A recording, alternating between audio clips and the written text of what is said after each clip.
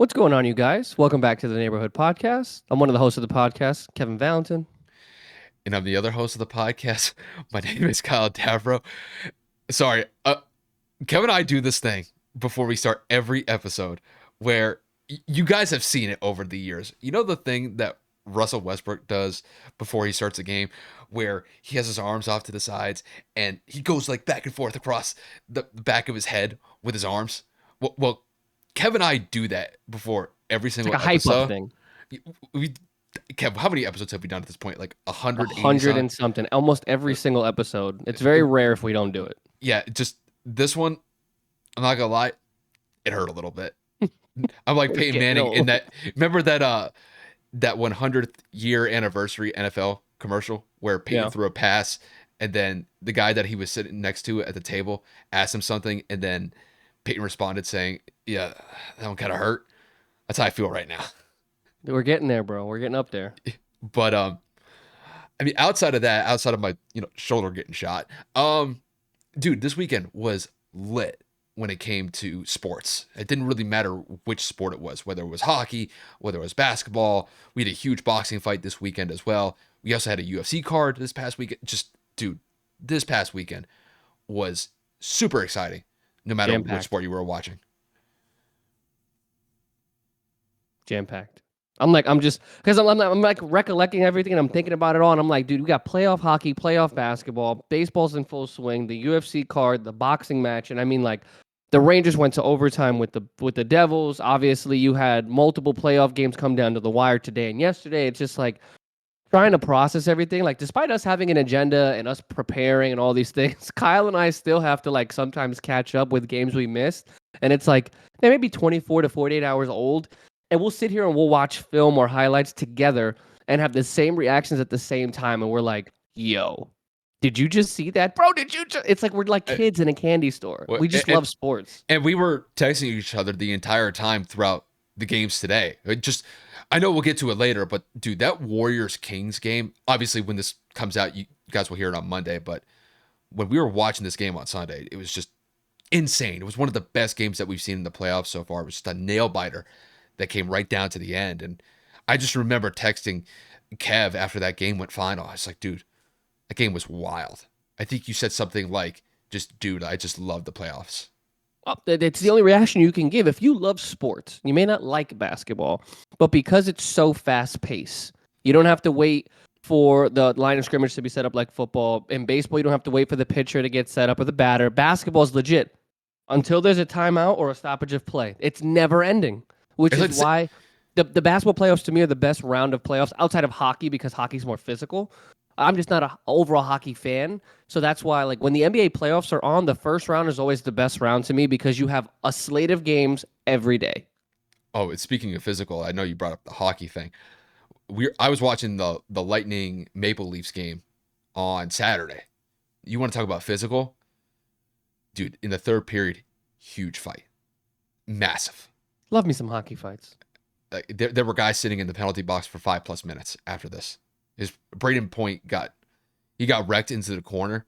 It was pretty bad because he got up and then as he was trying to get back to his bench, he ended up just kind of like keeling over and like holding on to his ribs and couldn't deal with the pain anymore. And then he just ended up like sliding like 5 or 6 feet, just holding on to his ribs. It was crazy because like my dad, my brother, and we were all watching the game and we all thought like, oh, he's done for the rest of the game, probably out for the rest of the series. This dude comes back 5 minutes later and is out there on the ice.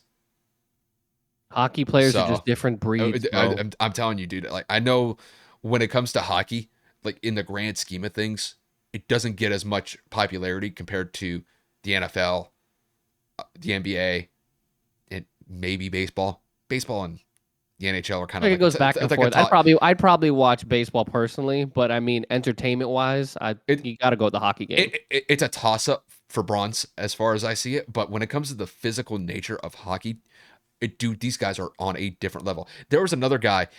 It was in a different game a couple games ago. He ended up getting a skate across his face. Homeboy got 75 stitches. Came back in the game. 75 Came back in the game. Warriors, bro. People leave games now for cramps. dislocated fingers. Like hockey players be like, yo, tape that shit up, even though their finger might be like that way. Unless it was Kobe. Kobe just walked to the sideline. It's And different, yeah. Gary Vitti was their trainer back in the day. He's Pop like, it all right, back. pop it back in. And then Kobe just walked straight back onto the court. Yeah, he was like 1, 2. He didn't even go to 3. He just popped it right out. Kobe was like, all right, I'm ready. Yeah. But no, it just overall, just to kind of wrap this part up, just dude, this past weekend was just super exciting. Phenomenal. And Absolutely. I can't wait to dive into the topics. I'll let you take the floor from here, bro, when it comes to that. Yeah, no, like Kyle said, jam-packed agenda today. We're going to hit 3 sports, basketball, baseball, touch on some hockey, maybe a little bit at the end as a recap from Kyle. And then, of course, we got to talk about, we have to talk about the Garcia and Davis fight that took place yesterday, late last night. And, I mean, like I said, we have so much to talk about. We got 5 NBA games starting off with the Knicks taking a 3-1 series lead against the Cavaliers, sweeping their 2 games front in Madison Square Garden. The Knicks looked incredible. Jalen Brunson, R.J. Barrett, the slate of just performers that happened at Madison Square Garden. At one point, I believe the Knicks had to play a game, then the Rangers had to set up, then the Knicks had to play again, and the Rangers play again tomorrow. So, like, Madison Square Garden is absolutely jumping all day long, similar to the Lakers, but we'll get into that in a second. Then we go into the Warriors game. The Warriors come out and tie this series, which they go 2-0 in the Chase Center, and they tie the series up 126-125. Comes down to a Harrison Barnes 3-point attempt to win the game, and he loses. Or should I say, and he misses. Then we're going to go into the Lakers-Grizzlies. The Crypto.com arena also had the similar situation where it was the Lakers game, the Clippers game, the Kings game, then back to another. It was just these arena managers, these arena faculty teams that switch up and replace the floorboards and put the ice. Like, shout out to them, man, because they busted their ass this weekend in Madison Square Garden and the Crypto Arena. So, man, it was absolutely incredible. I saw a video on Twitter where it was like obviously accelerated and fast forwarded, but the things they have to do to take the court apart, get the ice set up, then obviously put the what is it, the trombone, the whatever, the Zamboni. Yes, this is Zamboni. Yeah, that's what I always get words like that confused. And then they had to get the Zamboni out there. Bro, again, shout out to those workers. But the Lakers take a 2-1 series lead against the Grizzlies. At one point, it was 35-9 in the first quarter in favor of the Lakers. It was a rout. And Ja Morant single-handedly willed them back to make it a lot closer than what it was. Because it was, like I said, 111 to 101. Ja goes for 45. I think he had 14 and 9. Hold on a second before I go and misquote myself. Ja Morant goes for 45, 13 and 9. 45-point triple-double, basically. Absolutely incredible. He's the only reason why the Memphis Grizzlies were still in this game. But again, the Lakers take a 2-1 series lead with Game 4 tomorrow. Then we have to talk about not necessarily the game of the Suns and the Clippers, because the Suns ended up taking a 3-1 lead in that series as well. They win this game 112 to 100. Clearly, words are going to be a struggle all night tonight. Here we go. Kawhi Leonard is out for that game as well. We're going to talk a little bit more so on the load management aspect of what the Clippers have done for Kawhi Leonard and Paul George. And despite the load management and how much they've taken care of their bodies and prevented them from playing back-to-backs to prevent injuries, both of them are still injured. The postseason is here, and they're unavailable anyway. So is load management necessarily worth it? We'll talk about it later. Then, of course, we have to mention, dude, the Miami Heat are up 2-1 against the 1-seeded Milwaukee Bucks. Granted, Giannis Antetokounmpo has not played since Game 1, where he exited that game early. But Miami also lost Tyler Hero for the postseason with 2 broken fingers. So they're both missing key players. Obviously, Giannis is more important, but the fact that the Miami Heat are winning in the fashion that they are, they won this game at home by 22 points. You're telling me without Giannis Antetokounmpo, you get run off the floor in Miami by 20-plus points? I don't know what's going on in Milwaukee. I don't know if Giannis truly is the key. Not that he's not important, but you still have good players on that roster to at least make these games competitive. So we'll talk a little bit about that. Then we're going to talk about the MLB. The MLB is almost a full month in swing, and there are some pretty decent surprises with some teams that are leading the way in their respective divisions. Obviously, the Tampa Bay Rays were 13-0 at one point, and now they are 19-3. Then you have to go about the Pittsburgh Pirates, who are on a 7-game win streak. They're 16-7. They're leading the Central. It's kind of crazy that those two teams are doing what they're doing. I'm not trying to discredit the Rays, but I don't think anybody expected them to be damn near 20 wins and 3 losses this early on. So we'll talk about these biggest surprises in the season. And then again, like I said at the top, we're going to talk about the Davis and Garcia fight. Davis wins in a TKO in the 7th round. Looks like it was a shot to the liver. or the rib cage to where Garcia could not get back up. He was just completely shot. It looked like his body completely shut down. And it was quite the fight for those 7 rounds, albeit I didn't get to watch all of them. I kind of watched, I think, 1 through 3. I was caught up in the basketball game and then losing service between rounds 4 and 5 and then pick it back up just in time for 6 and 7 for the knockout. So I was able to watch that fight. Like I said, pretty entertaining. But overall, like Kyle said at the top, what a weekend. Kyle, we're going to start off right off hot. We're going to go right into the Lakers-Knicks. We're going to go into the Cavaliers-Knicks series. So Kyle, to kick this one your way, this game was not what we expected, but the fact that the Garden was jumping the way that it was, led by Jalen Brunson and those boys, what are your thoughts on the Knicks taking a 3-1 lead?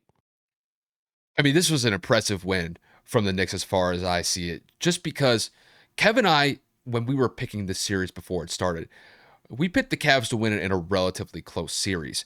And as far as I see it, this series has lived up to the expectation. It hasn't lived up to our prediction of how we thought it was going to play out. But nonetheless, the Knicks have been playing phenomenal so far in this series. And just this 2-game stretch that they had at the Garden, which was wrapped up by Game 4, winning by the score of 102-93. I'm going to tie it to these 3 main points when it comes to the Knicks and why they've been so successful and why they're 1 game away from advancing to the second round. I just got to start with their paint presence down low. When it comes to what the Cavs have for their bigs compared to what the Knicks have for their bigs, the Knicks are winning the battle down low. This mostly has to do with Mitchell Robinson. Mitchell Robinson is not somebody that is going to go out there and score 20, 25 points and be a legitimate number 1, number 2 center in the NBA. He's not in the same category of somebody like Jokic or Joel Embiid. But what he does with the Knicks in being able to get offensive rebounds, get some points down low in spurts, and get the Knicks in a situation where they can get second chance points, that's huge. And the one thing that has really been a focal point in this series is the Knicks have been doing that consistently the entire series. Outside of Game 2, the Knicks have been phenomenal down low in the paint, and they're winning the rebounding category the majority of the time. And then, going to the second point, they are playing outstanding defense.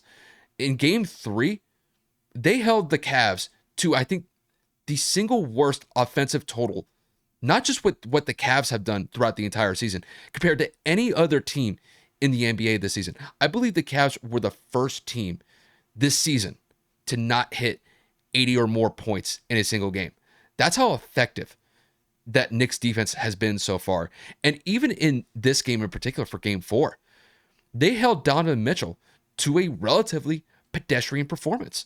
Don't get me wrong, I thought Darius Garland really stepped up for the Cavs in the second half. The Knicks didn't have a huge answer.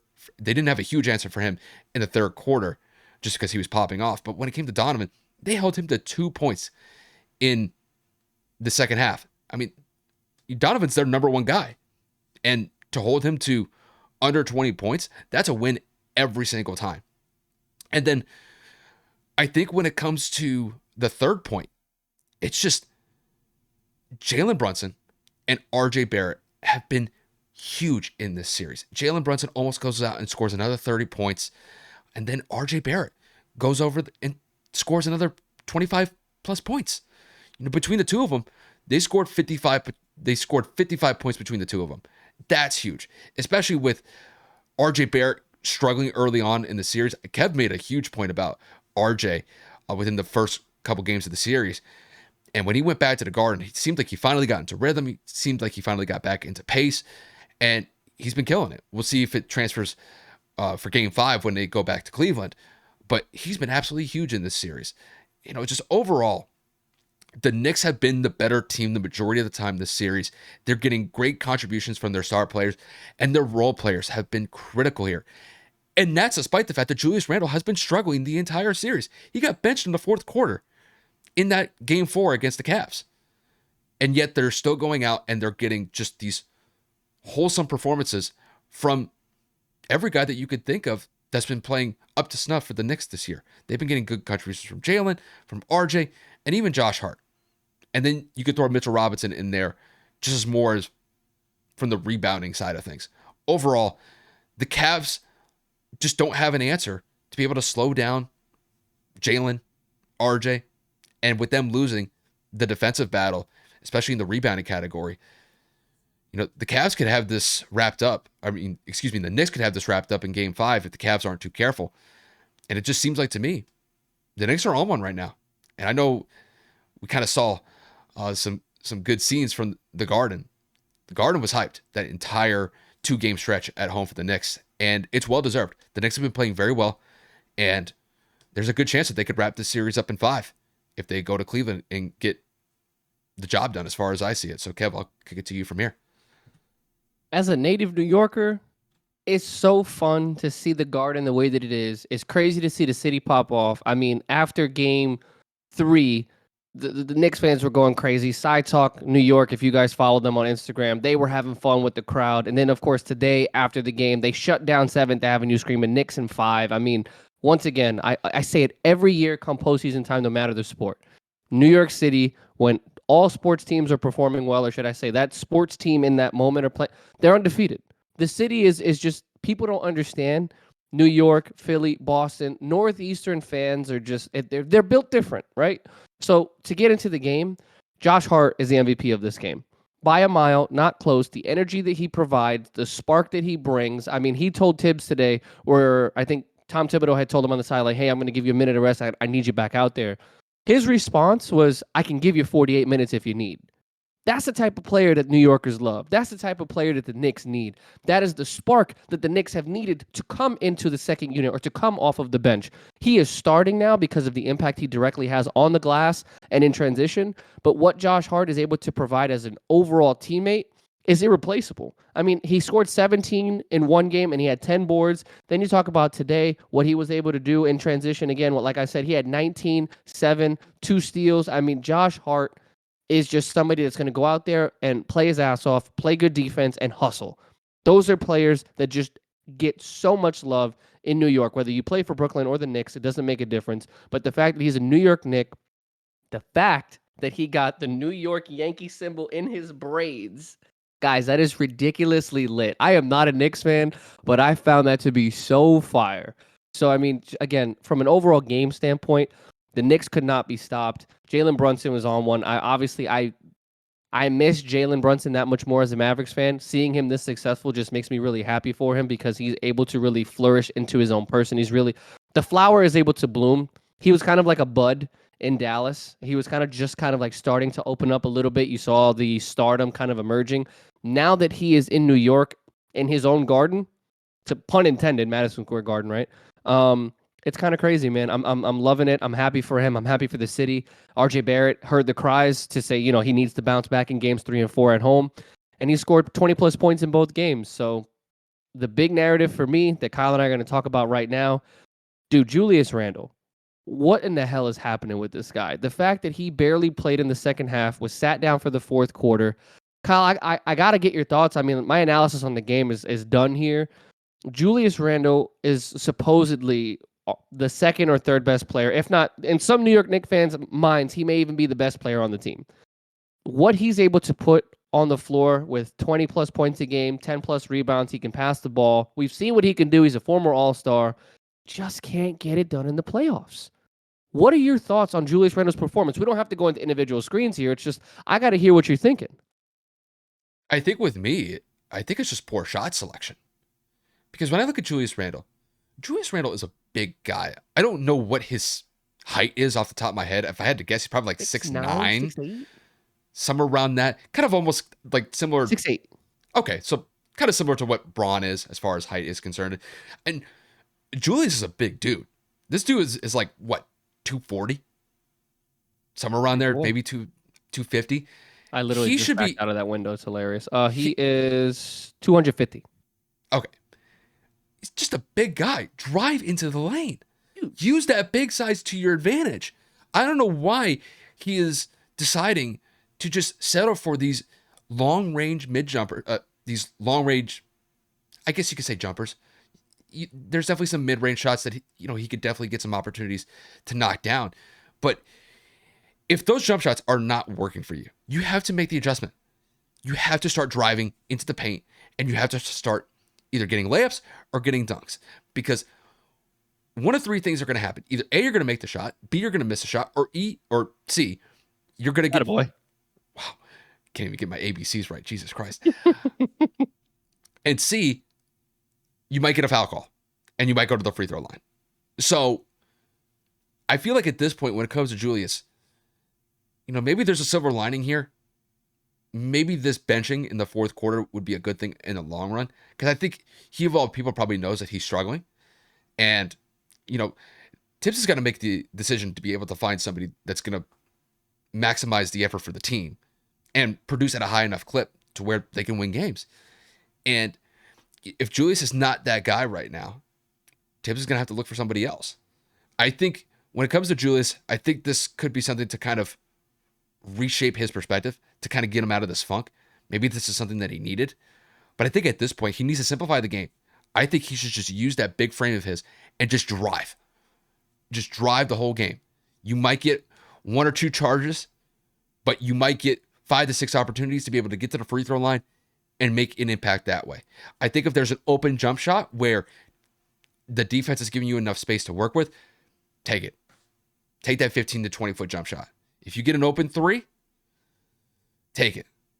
But if you're taking these contested 3-point shots or these contested mid-range jumpers, I don't think that's working out in this series. I think throughout the regular season, he could probably get away with it because, let's face it, regular season intensity in the NBA is not the same compared to playoff intensity in the NBA. It's just not the same. You could definitely tell that just the level of competition has definitely gone up a step. I can't say for game 3 because game 3 was an abysmal performance from both teams as far as I'm concerned. Defensively from the Knicks, it was good. That's the only bright side I could put to it. But for the series as a whole, Julius, I think, just has to simplify the game, drive to the basket, and see if he can make an impact in that way. Look, game 5 is going to come up in Cleveland. This could be a redemption game for him in this series. And honestly, he's probably overdue for one. So I think just drive the fucking ball. It's that simple. We know the potential that Julius has, right? So I have the stat sheet pulled up for his season this year. He played 77 games in the regular season. He averaged 25 points per game, 10 rebounds, 4 assists. Those are good stats. Incredible numbers, right? You go into the postseason, it is a drastic dip. 17 points per game, doubled his turnover ratio from 2 to 4. And then you go and you look at his field goal percentage. He is shooting 29% from the field in the playoffs, as opposed to 29% from 3-point line, in the playoffs, as opposed to 34 in the regular season. 46% field goal percentage in the regular season, 32. And he's just not playing well. In his last 3 games, he has scored, his last 4 games, 19 points in game 1, 22 points in game 2, 11 points in game 3, 7 points in game 4. In field goal percentage, 30% field goal percentage this game, 20 last game, 40 the game before, 35 the game before that. Kyle and I talked about this right before the episode. There are just some athletes that struggle in the postseason, whether it's the bright lights, the pressure, you want to amplify, you want to exemplify the fact that you're the alpha on the team, or set a precedent that this is my team. Maybe you're resentful of Jalen Brunson. I don't know. But the fact that he is taking such a drastic dip on a regular basis whenever they're in the playoffs, the turnovers, the shot selection, the attitude, the frustration, whatever it is, he needs to get better. He needs to figure it out, because the Knicks right now are winning basketball games without him. That's the crazy part. I think people need to understand, once again, with basketball, it's a team sport, right? Multiple people are putting in contributions to win basketball games. If Julius Randle is 50% of what he is in the regular season, even if it's not 25 points, give me 15 and 8 on efficiency, bro, these games are blowouts. All of them. Because you got RJ putting up 20 plus in the last 2 games. Jalen's carving it up. Josh Hart technically is a role bench player who's playing starter minutes on both ends, giving you 15 plus points, double-digit rebounds damn near every game. And Julius Randle shit in the bed. Can you imagine if he was playing just half decent? The Knicks would be, this could have been a sweep. I'm not even exaggerating. That's how good the Knicks are playing right now. Aside from Donovan Mitchell and Darius Garland, the Cleveland Cavaliers bench and role players excluding Levert. Levert is going to be the outlier because he had 2 bad games in the first 2 games, and in the Garden, he found a way to step it up. But what I'm saying is, for Julius Randle, get out your head, focus on the game, and just like Kyle said, you are 6'8", 250 pounds. You are one of the most physical, dominant forces at the 4 position. There's no reason why you shouldn't be shooting 10 to 12 free throw attempts per game, because we all know if you put that left shoulder down into somebody, or that right shoulder because you're left-handed, you're going to be at the free throw line. You're that dominant. And out, just watch the ball go in. And also think of it from this perspective as well. Teams have to account for him defensively if he drives to the paint. Because if he drives to the rim, I guarantee you the Knicks are going to have shooters out on the wings. And I guarantee you, even though that they know that Julius is struggling, they're not just going to give up freebie layups to Julius. No shot. They're not going to let him do that. So if Julius is just more assertive and takes a little bit more when it comes to chances by just driving to the rim, it's going to open up these three-point shooters that the Knicks have. Granted, the Knicks didn't shoot threes well in Game 4. They were 8 of 29. They only shot 27% behind the three-point line. It's not a good stat. The Cavs didn't do any better. They shot 26%. So the threes were just not falling for either team. But when it comes to Julius in particular, you just can't let him have free reign into the lane to get to the rim. I think if Julius takes advantage of that potential situation going into Game 5, where he's in attack mode by driving into the paint consistently, it's going to open up the defense, because the defense is going to have to crash on him because they just can't let him have free reign to the basket. And I think there's going to be some opportunities for some of these guys like Jalen Brunson, Josh Hart, maybe Emmanuel Quickley can get it going, because Emmanuel Quickley put up a goose egg in 19 minutes in Game 4. And we know what Emmanuel Quickley can do. Emmanuel Quickley can go out there and get you 20, 25 points. Hell, he can even drop you a 30 piece every now and then. So, when it comes to Julius, I know that Julius needs to definitely step it up, but honestly, I think the same could go for Quickley. I think Quickley even had a worse game compared to Julius. I know Julius gets a lot of flack because he's somebody of higher magnitude when it comes to the core players of the Knicks. But I think Quickley needs to get it together too.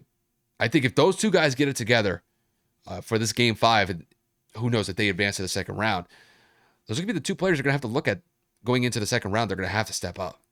Because if they get these kinds of contributions going into the second round potentially, and they get Julius and Emmanuel start playing better overall minutes, watch out for the Knicks, we'll bro. see. That's all We'll I'm going see. to say. If they keep that... We'll see. I'm leaving it at that because I'm not going to get overhyped. Obviously, the Mavs are out. I will always cheer for the Knicks, so I'm rooting really hard out of the Eastern Conference for the Knicks. So I digress. Yeah. We have some other games to get into because I can talk about the Knicks all day. All right.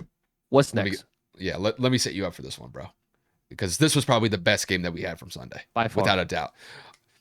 Golden State wins in a... Would you say a classic? This game had like a classic type of feel to it. Just because full-on nail-biter, bro. Yeah, it was back and forth the entire game. Golden State wins by 1 point by the score of 126 to 125. They tie up the series at 2 games apiece. They do exactly what they needed to do. After they lost the 2 games on the road to Sacramento, they go home. They win both of their games at the Chase Center. Game 3 was just a blowout. They just smoked the Kings in Game 3, but this Game 4 came right down to the end. Harrison Barnes had an opportunity to hit the game-winning shot. Unfortunately for him, misses the shot. The Kings lose this game. And going into Game 5, this is going to be an incredible series from here on out. Obviously, as you guys know, these are best-of-7 series, so whoever wins the next 2 out of 3, they will advance to the second round of the playoffs. But Kev, I have to get your thoughts on this game because this game was just phenomenal, no matter how you look at it. But to kick this one to you, what did you make of Golden State winning Game 4 and tying up the series against the Kings at 2 games apiece? This was a statement game because in the first half, it really looked like Sacramento was not going to run away with it, but it looked like they were just making the right plays, hitting some timely shots. De'Aaron Fox had 21 in the first half. It was just looking like Sacramento was going to find a way to have one of those, let's just take over bit by bit, piece by piece. And then Golden State responds in the third quarter like they always do in the majority of their games and pops off for 37 points. And they limit Sacramento to 23. I think the reason for that change was they put Draymond Green to start the half as he came off the bench for the first time since 2014 in his career in the playoffs. So that was kind of a nice change. They put Draymond Green on De'Aaron Fox to where I think De'Aaron Fox only had 5 or 6 points in that third quarter. They really limited him. They really shut him out. He got cold. Sacramento had to rely on some other players to kind of step up for them, to which they did slightly. But again, 37-23, clearly in favor of the Warriors. But then it flipped again because in the fourth quarter, the Kings bounced back for 33 in the fourth quarter, and Golden State's held to 24. Steph almost loses them the game by calling a timeout when Golden State doesn't have any. Steve Kerr makes a stupid challenge on I believe, a charge attempt on Kevon Looney, or he was setting a pick. He was setting a pick, and they called offensive, and Looney put his shoulder into him. I thought that was a very, very, very stupid challenge by Steve Kerr with only one timeout left to challenge and risk that. Kind of dumb, but I mean, Golden State holds on, man. They find a way. Steph just pops off for 32. Klay Thompson goes for 26. Jordan for 22. Wiggins for 18. And then Draymond Green goes for a very inefficient 12. He was 3 of 14 from the field, but he had 10 boards, 7 assists, a steal, and a key block on Domantas Sabonis in the fourth quarter, to where he was screaming at the top of his lungs, staring him in the soul, obviously probably hinting at, this is what you get for getting me suspended. But the series was getting chippy. De'Aaron Fox and Draymond Green were chirping back and forth in the second half at one point when there was a foul exchange. Alex Len was getting in the middle of it. I mean, like, every single person in this series is just going back and forth. Obviously, Harrison Barnes won a ring with the Warriors in 2015, so he knows the team very well. Mike Brown was the former assistant coach for the Warriors. So there is some internal chemistry on both sides. And then you just kind of look at it and say, Golden State was down 2-0. The narrative was, are they done? Can they handle it? Can Golden State even find a way to make this competitive? And they win both at home, albeit they tried very hard to give this to the Kings because Harrison had a pretty good look for 3 to win the game. He just shot it a little bit too hard where it hits off the back rim. But I'm looking at this and I'm saying, this is why I say Draymond Green is so pivotal to the Warriors, because he can bring the ball up the floor. You know that he can score in the paint. Obviously, again, it wasn't a very efficient night, but those 3 baskets were very, very timely. And then you talk about what Draymond Green is able to do, court vision. I mean, 7 assists. There were a couple times where he made some passes and people just happened to miss some shots. So he was 3 assists shy of a triple-double again. And he just brings the spark, the energy, the charisma. A lot of people don't like Draymond because he trash talks. A lot of people don't like him because of his attitude. But what he's able to do for the Warriors in that system is irreplaceable. Yes, they won game 3 and they blew them out. I feel like that was a back to the wall. No matter who's here and who's not, we got to ball out. We don't have a choice, because if we go down 3-0, the odds are very slim. I think that him being inserted really helped them push their motivation, push their mentality past their limits to say, he's here to help. We got to do this, and we got to step up and find ways to win games. So it was just an incredible game. And I mean, like, literally back and forth and back and forth. Davion Mitchell made some good stops at some points against Steph Curry. He's a great defender, Donovan Mitchell's younger brother. Obviously, Domantas Sabonis had an okay game. I mean, Sabonis goes for 14, 7, and 8, but I don't know. There were some instances where he was just, the Warriors were able to predict his movements very well. And what I mean by that is there was an instance where Draymond absorbs a charge, or excuse me, Kevon Looney absorbs a charge, sliding in front, where Sabonis kind of just throws his shoulder into him and it's a clear charge. The Warriors were really putting him in some tough situations to have to make some calls. And it ended up panning out. The one thing I will say, they got to guard Keegan Murray. The rookie popped off for 23 points, goes 5 of 7 from 3. And I mean, like, there was one point where it looked like he wasn't going to miss. So the Warriors got to find a way to limit what Sacramento is going to be able to do from the 3-point line. Sacramento shot 40% from 3. De'Aaron Fox is unguardable at this point. I mean, 38 points once again.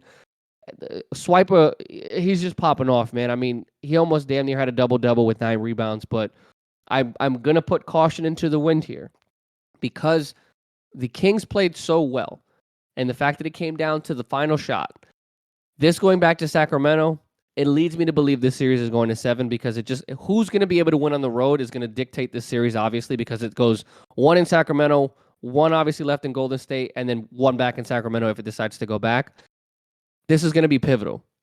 The Warriors, in order to make a run, or should I say make a statement, have to find a way to win Game 5.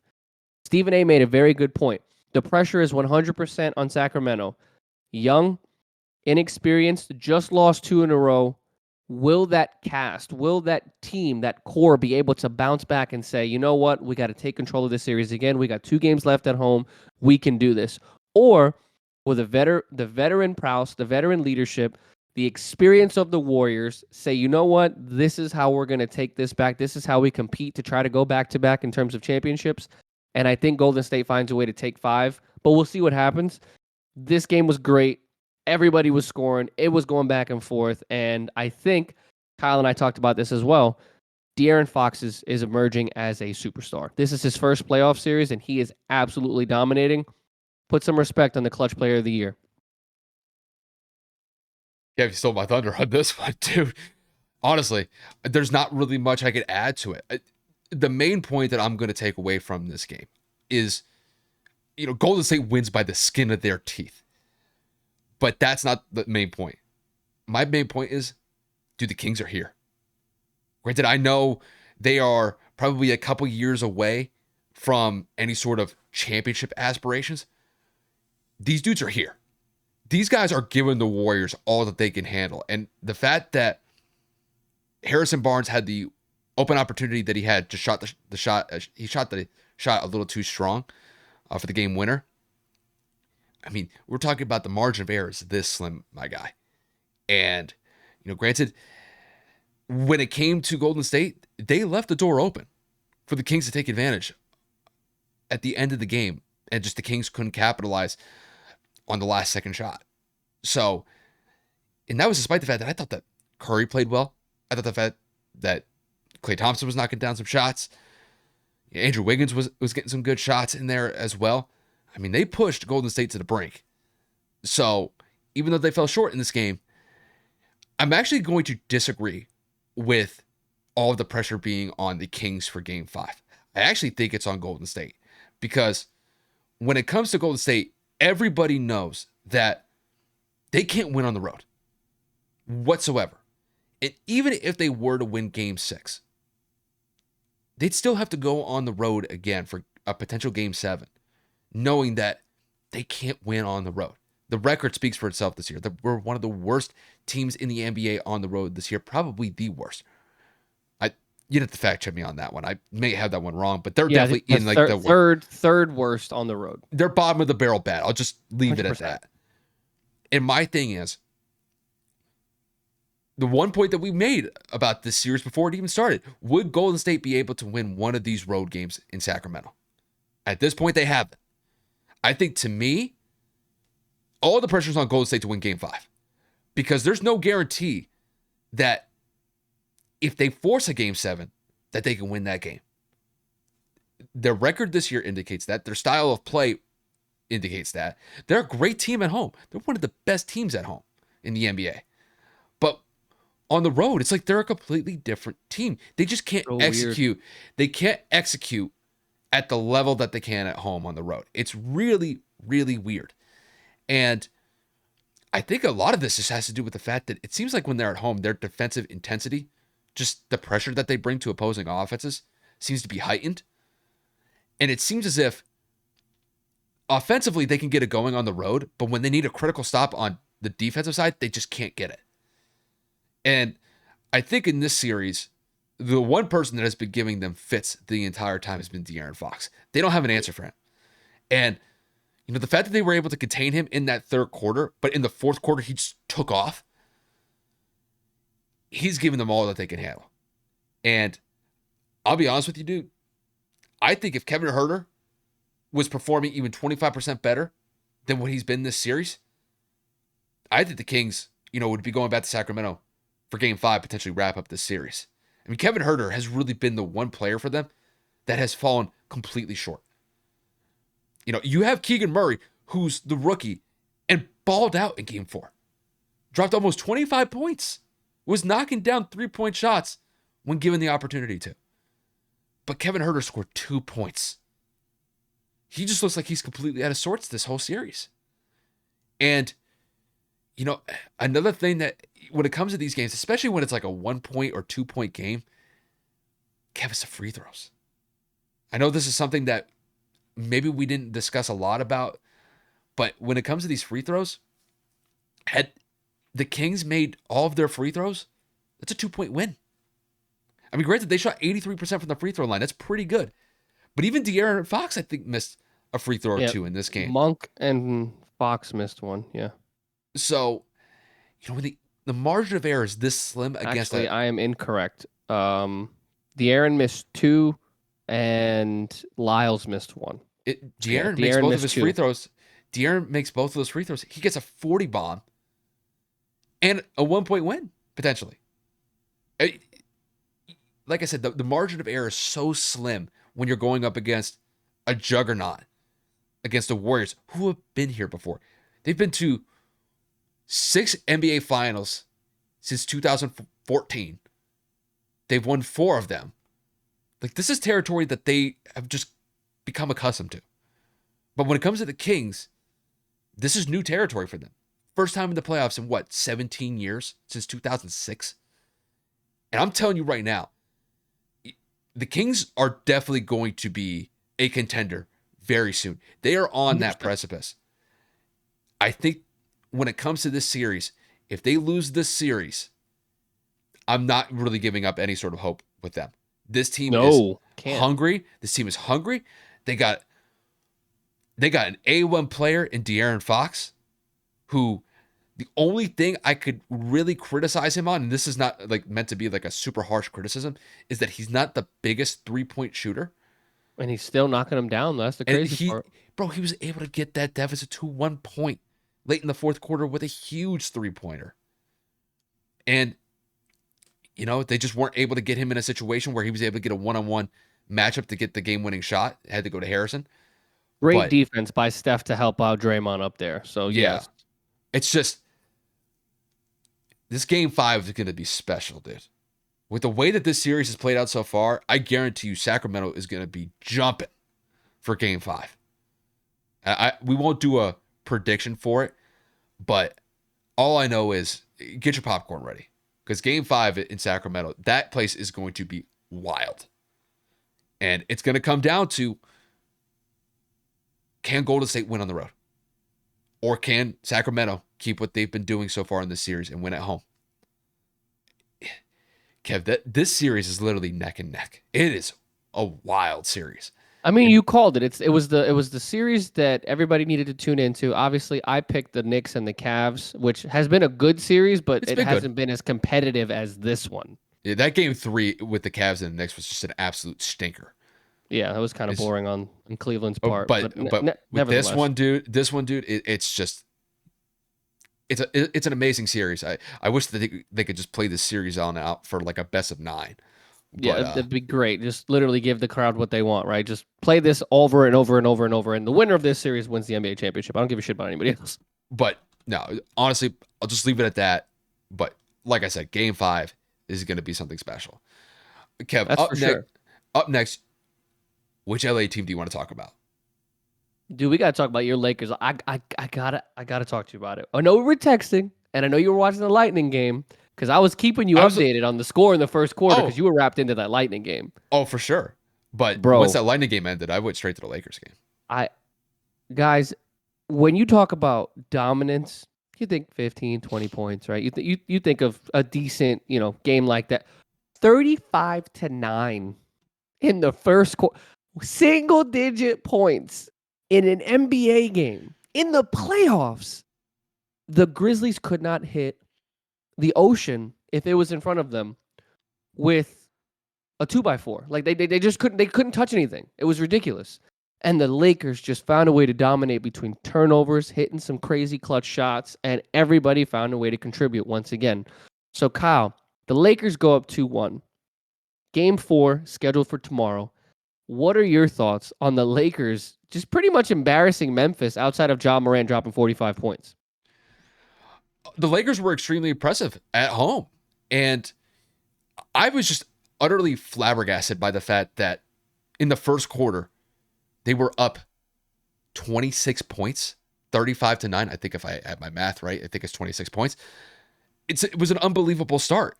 And I know in today's NBA, when it comes to these massive leads, I'm of the mindset that these leads are never safe. And even I was kind of getting to the point where it's like, damn, 35-9. I don't know how the Grizzlies are going to be able to come back from that. That's just too big of a deficit, especially early on. But I have to say, give credit to the Grizzlies. They chipped away at that Lakers lead. They got it from, I think at one point it was damn near like a 30-point lead in the first quarter, and they damn near trimmed it to half. I think it was like a 16-point deficit by halftime, which, give the Grizzlies credit. They didn't just wave the white flag and call it a day after their first quarter. They really gave the Lakers a decent run throughout the rest of the three quarters, except for the first. But I think by and large, once the Lakers got into a rhythm in that third quarter, because they kind of had a down second quarter compared to what they had in the first quarter, I think that pretty much kind of gave the Lakers enough distance away from the Grizzlies to keep this game well in control. And that was despite the fact that Ja Morant just utterly balled out for the Grizzlies in the second half. Kev, I think at one point, I think he scored like 20-some points in the fourth quarter alone. He was just single-handed. 22 straight. Like, he was just on another level. It's just too bad that the Grizzlies had to dig themselves out of this giant hole that they dug themselves in the first quarter. But, that's the nature of the game. You dig yourself into this massive hole, it's going to take a hell of an effort to be able to come back from that, and they fell short in that regard. The fact that they only lost by 10 points is kind of astonishing, knowing how bad they played in the first quarter. But when it comes to the Lakers have just been a really cohesive unit so far. That's really been my main takeaway with LA so far. LeBron has been very consistent, but this has not been a series where LeBron's had to go out there and score a 40 bomb for the Lakers to be a viable team in the playoffs so far. I don't know how the Grizzlies can be able to hold up defensively when AD has been cooking them the entire time so far in the series. They do not have an answer for him. He dropped 31 points and had 17 rebounds? I know they have Jaren Jackson Jr. on the other side, who is well deserving of Defensive Player of the Year, but they just don't have an answer to be able to slow down AD. And until the Grizzlies they can find a way to adjust to that, they're going to struggle defensively against what AD's been presenting them. And the Lakers role players outside of LeBron and AD have been huge for them. Austin Reeves goes out there and scores 15 to 20 points consistently. I think he dropped 13 in game 3. Rui Hachimura has been just utterly sensational for the Lakers so far. Had a huge game 1, had a very solid game 3 as well. He dropped 16 points. D'Angelo Russell had a very nice game in the 31 minutes that he played. Believe he scored 17, 18 points around that margin. It just, overall, the Lakers have been getting great contributions. They've been playing pretty solid defensively in this series, except for that game 2. That game 2 was just a bad game for them across the board. But throughout the first 3 games, the Lakers have been the better team. And, going into game 4, if the Lakers go up 3-1 in this series, it might be a wrap. Because when I look at the Lakers just as a unit, they have been better offensively. They've been playing much better defense than the Grizzlies. And it just seems as if the Lakers have the Grizzlies' number at this point.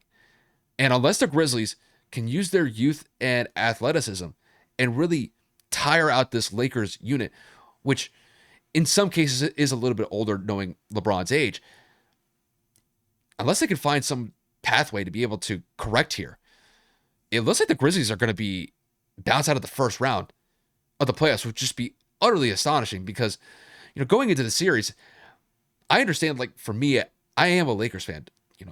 I kind of hold my bias to the side when it comes to these analysis that Kevin and I have. But, going into the series, I picked the Grizzlies to win the series. I could see a chance that the Lakers would win the series, but if you were to play the series 100 times, I'd probably give the series to the Grizzlies 80 times out of 100. I'd give the Lakers maybe 20.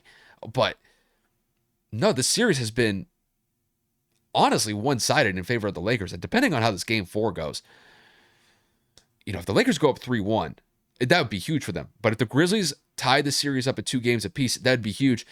Essentially they would get home court back in their possession. A game 5 in Memphis, I would imagine, would just be wild, depending if Memphis were to win that game 4 going into game 5. But I think all the pressure's on Memphis right now. They have to get this game 4, because if they don't, I think this series could be a wrap. And there's a potential that the Lakers could wrap this up in 5 games if they go on the road and win in Memphis. But overall, the Lakers have been very solid so far. Memphis has been struggling, to say the least. And they got to get it together quick, fast, and in a hurry. I mean, the game was crazy.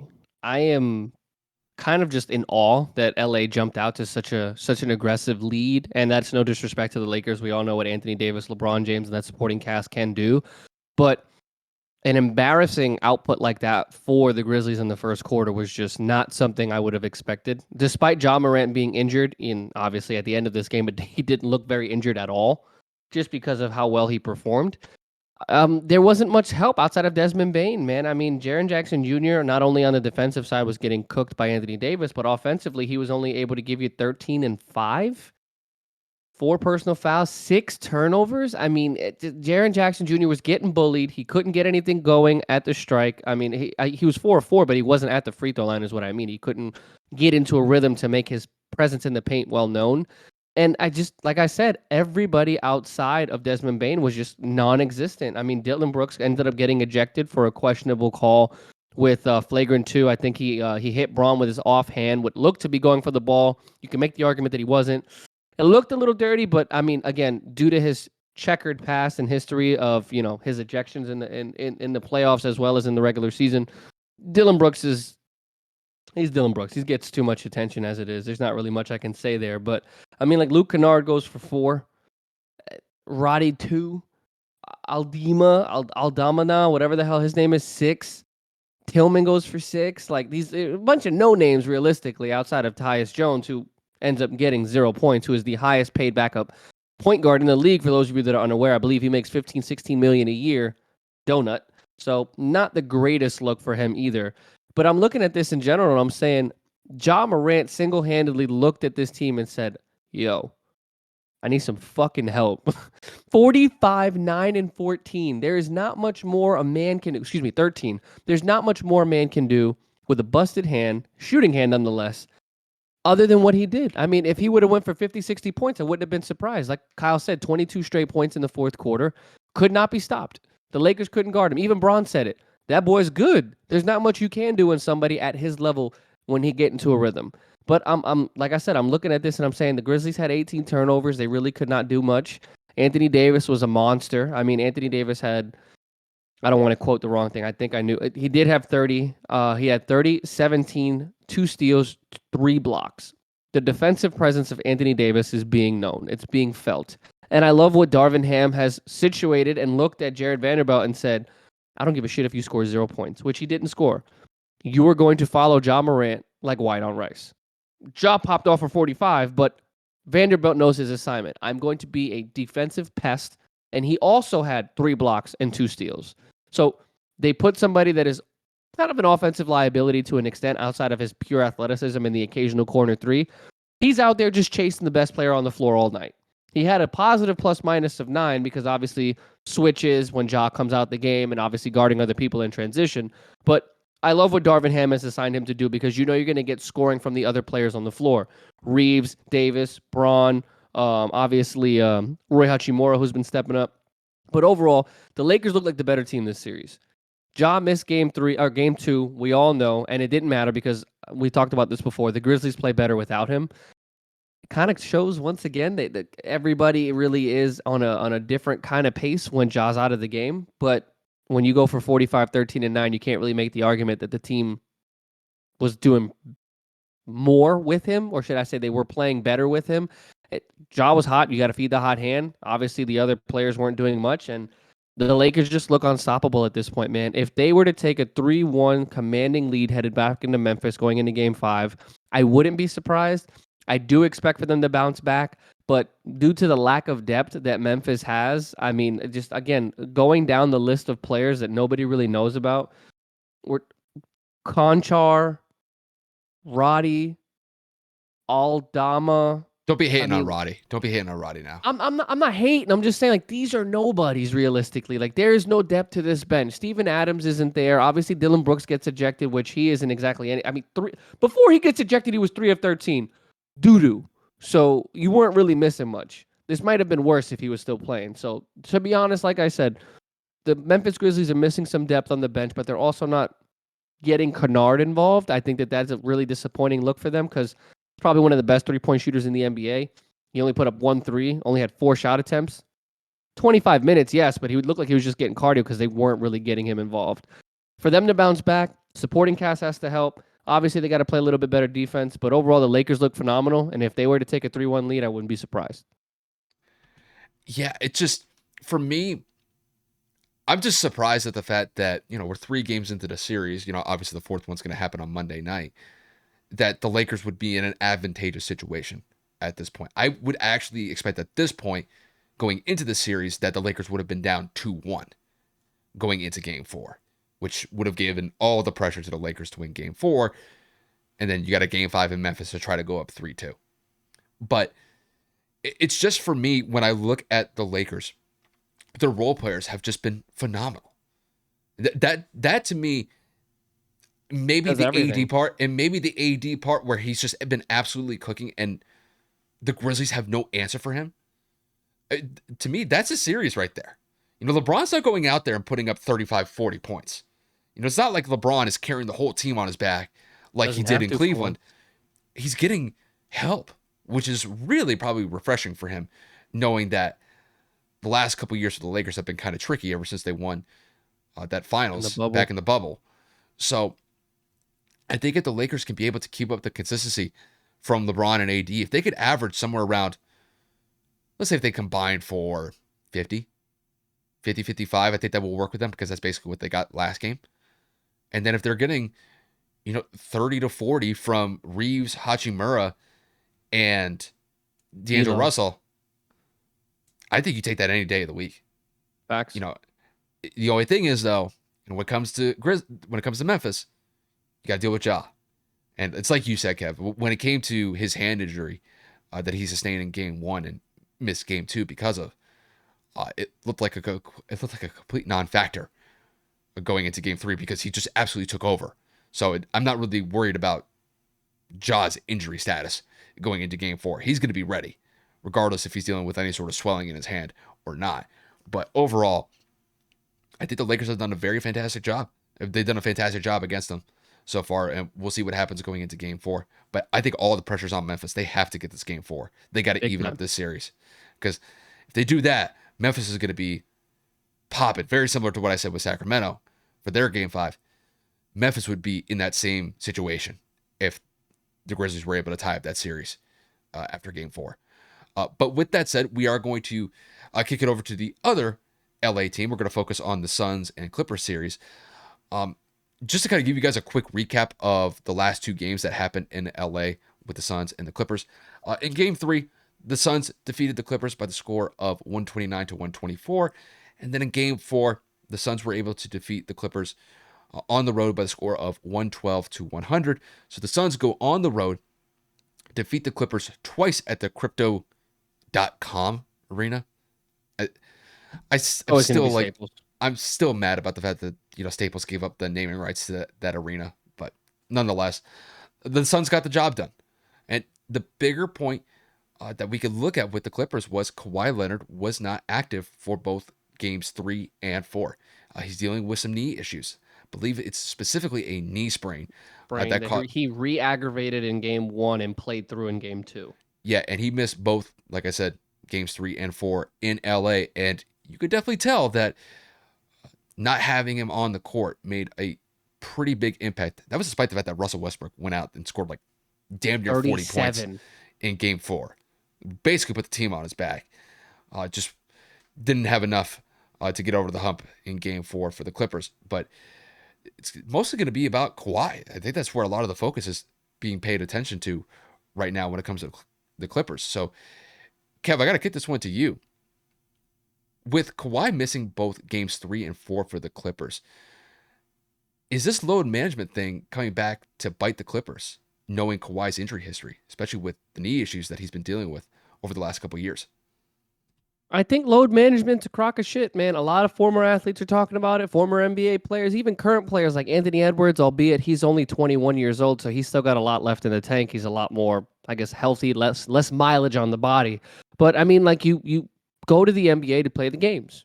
I mean, it's like that famous NFL meme that you play to win the game, right? That's what Herm Edwards said at the podium as the head coach, I think, of the Jets or whatever the hell it was at the time. But the point of what I'm getting at is you go to the league to make it, to play in these games, and you want to make it to the playoffs to compete for a championship. Load management is to prevent back-to-back nights, to save your best players for the postseason, to less expose them or the less potential of injuries. Kawhi Leonard missed about, I think, 29, 30 games this year. Paul George missed about 25, 26 games due to load management. And then, of course, the final couple games for Paul were because of the injury to his knee. But you rest them, you keep them out of regular season games, you rehab them, you keep them away from whatever their reasoning is, whatever the purpose of load, it ain't working. You trying to keep them, it ain't working. We paying you $40 million, it ain't working. The Clippers went out and gave everything up for Kawhi and Paul George, and they have gotten to the Western Conference Finals one time. They are about to get bounced out of the first round because your superstar can't stay healthy. Your superstar is missing a multitude of games, multiple years in the past. Obviously, the ACL is totally different. We understand when you rupture your ACL, tear your ACL, Achilles, anything like that. We understand you can't play. Not talking about the ACL. But when we talk about load management to prevent injuries, to keep stars fresh, the concept of it is beyond me because it's not working. The people you are trying to preserve still get hurt. Braun is 38 years old. Load management for him is a little different because he's had a couple of miscellaneous injuries between the groin, the knee, the foot. But there were some nights where they rested him. Anthony Davis, again, is another outlier because he's actually always injured as well. But when it comes to these two superstars outside of the ACL, Kawhi Leonard's always dealing with something. You go and you give him the extension that I don't think that he needed, I think a year or two ago, to commit him to LA for another 2-3 seasons, and he cannot stay healthy. If Kawhi Leonard plays in these two games, I think this is a complete reversal. I think the Clippers actually lead this series 3-1 because you got Russell Westbrook out here going back-to-back 30-point games. The people that continue to slander him have no concept of what they're talking about when it comes to the sport of basketball. Did he take 29 shots? Yes. But when you look at the remaining stat line, nobody else really did shit outside of Norman Powell, who scored 14. Yeah, Terrence Mann at 13, but I'm not worried about him from an offensive standpoint. He'll hit a couple open shots if he's available. But again, Russell Westbrook was the savior to keep this game close. And I have to give a shout out. Tyronn Lue is probably one of the best coaches, if not arguably the best coach in the NBA for what he's able to do with less. Both superstars are out, and each and every game has been relatively close in this series. You talk about 115 to 110. Obviously, the Suns blow the Clippers out in the second game, but Kawhi goes for 30-something, if not 38 points in that second. No, 33 points in the second game. That was the only blowout. But without Kawhi in games 3 and 4, it's 129, 124, and then 112 to 100. Relatively close. The fact that he's getting the most out of these players without their superstars present. I think Norman Powell dropped like 30 points last game in game 3. Norman Powell, no disrespect, but that's not Paul George. That's not Kawhi Leonard. Those aren't your best players. And the Clippers are winning. Or excuse me, they're losing by close margins. My bad. Yes, Kevin Durant's on the other team. Yes, Devin Booker's on the other team. And Chris Paul at 8. We know what they have. We know Torrey Craig is playing well. But when you put Kawhi Leonard in this system, in this team, as it currently states, I think they win this game. I'm not saying if you're injured, play through it, but we're talking about the concept of load management. Clearly, it's not going to make a difference. In my opinion, call it old-fashioned, call it naive, call it somebody that doesn't know about science, medical history, the body, whatever. But I'm of the mindset of you got to keep your body going so that it's not going to become brittle. It's like what they always say with kids. You got to let them play outside. You got to let them fall. You got to let them get used to getting back up and get their immune system acclimated to not being able to get sick or fighting through sicknesses without medicine. I think the same thing applies with sports. If you're going to take the athlete out of the athletic situation to prevent injuries, well, when they get back in the game and they haven't consistently been playing at a regular pace, I feel like injuries are more likely to happen just because your body's not used to it. You're not playing every game. You're not playing every other game. You're sitting here playing once a week, twice a week. Bro, it's 82 games, and you're out here missing 25 to 30 games for the last couple of seasons. Again, excluding the ACL when we talk about Kawhi Leonard. I'm about tired of this whole load management or rest. It shouldn't be a thing unless you're literally going like 3-4 weeks straight, 2-3 weeks straight of no breaks and consistent travel where you're like, yo, bro, I'm tired. I'm feeling it. That's fine. A rest every couple weeks is good. But when you're talking about missing a game every other week, missing a few games every other, that's ridiculous. You're getting paid $30, $40 million. You got fans spending hundreds of dollars in tickets to come see you play. And you're not playing because you're resting? Really? Dude, Kyle just talked about it at the very top of the episode. Hockey players out here is getting 75 stitches. Hockey players losing teeth. Hockey players are out here getting punched in the ribs, elbowed in the whatever the case may be. And they're finishing games. You have no excuse to not be playing. I'm not saying that Kawhi isn't hurt, but if you're able to go, if you were able to play through it in game 2, dude, I know that there's things in the medical staff that can help you, whether that's a brace, whether that's medication, whatever it is you have to do to be available for your team in the playoffs. Because at the end of the day, right, let's say he don't play game 5. You played 2 games and you lost 1 out of those 2. Why are you on this team if you're not available? People were making fun of Kristaps Porzingis because he couldn't stay healthy. People were making fun of all these different NBA players because they can't stay healthy. Kawhi Leonard out here, and he's playing half the season? Really? And we paying you how much money?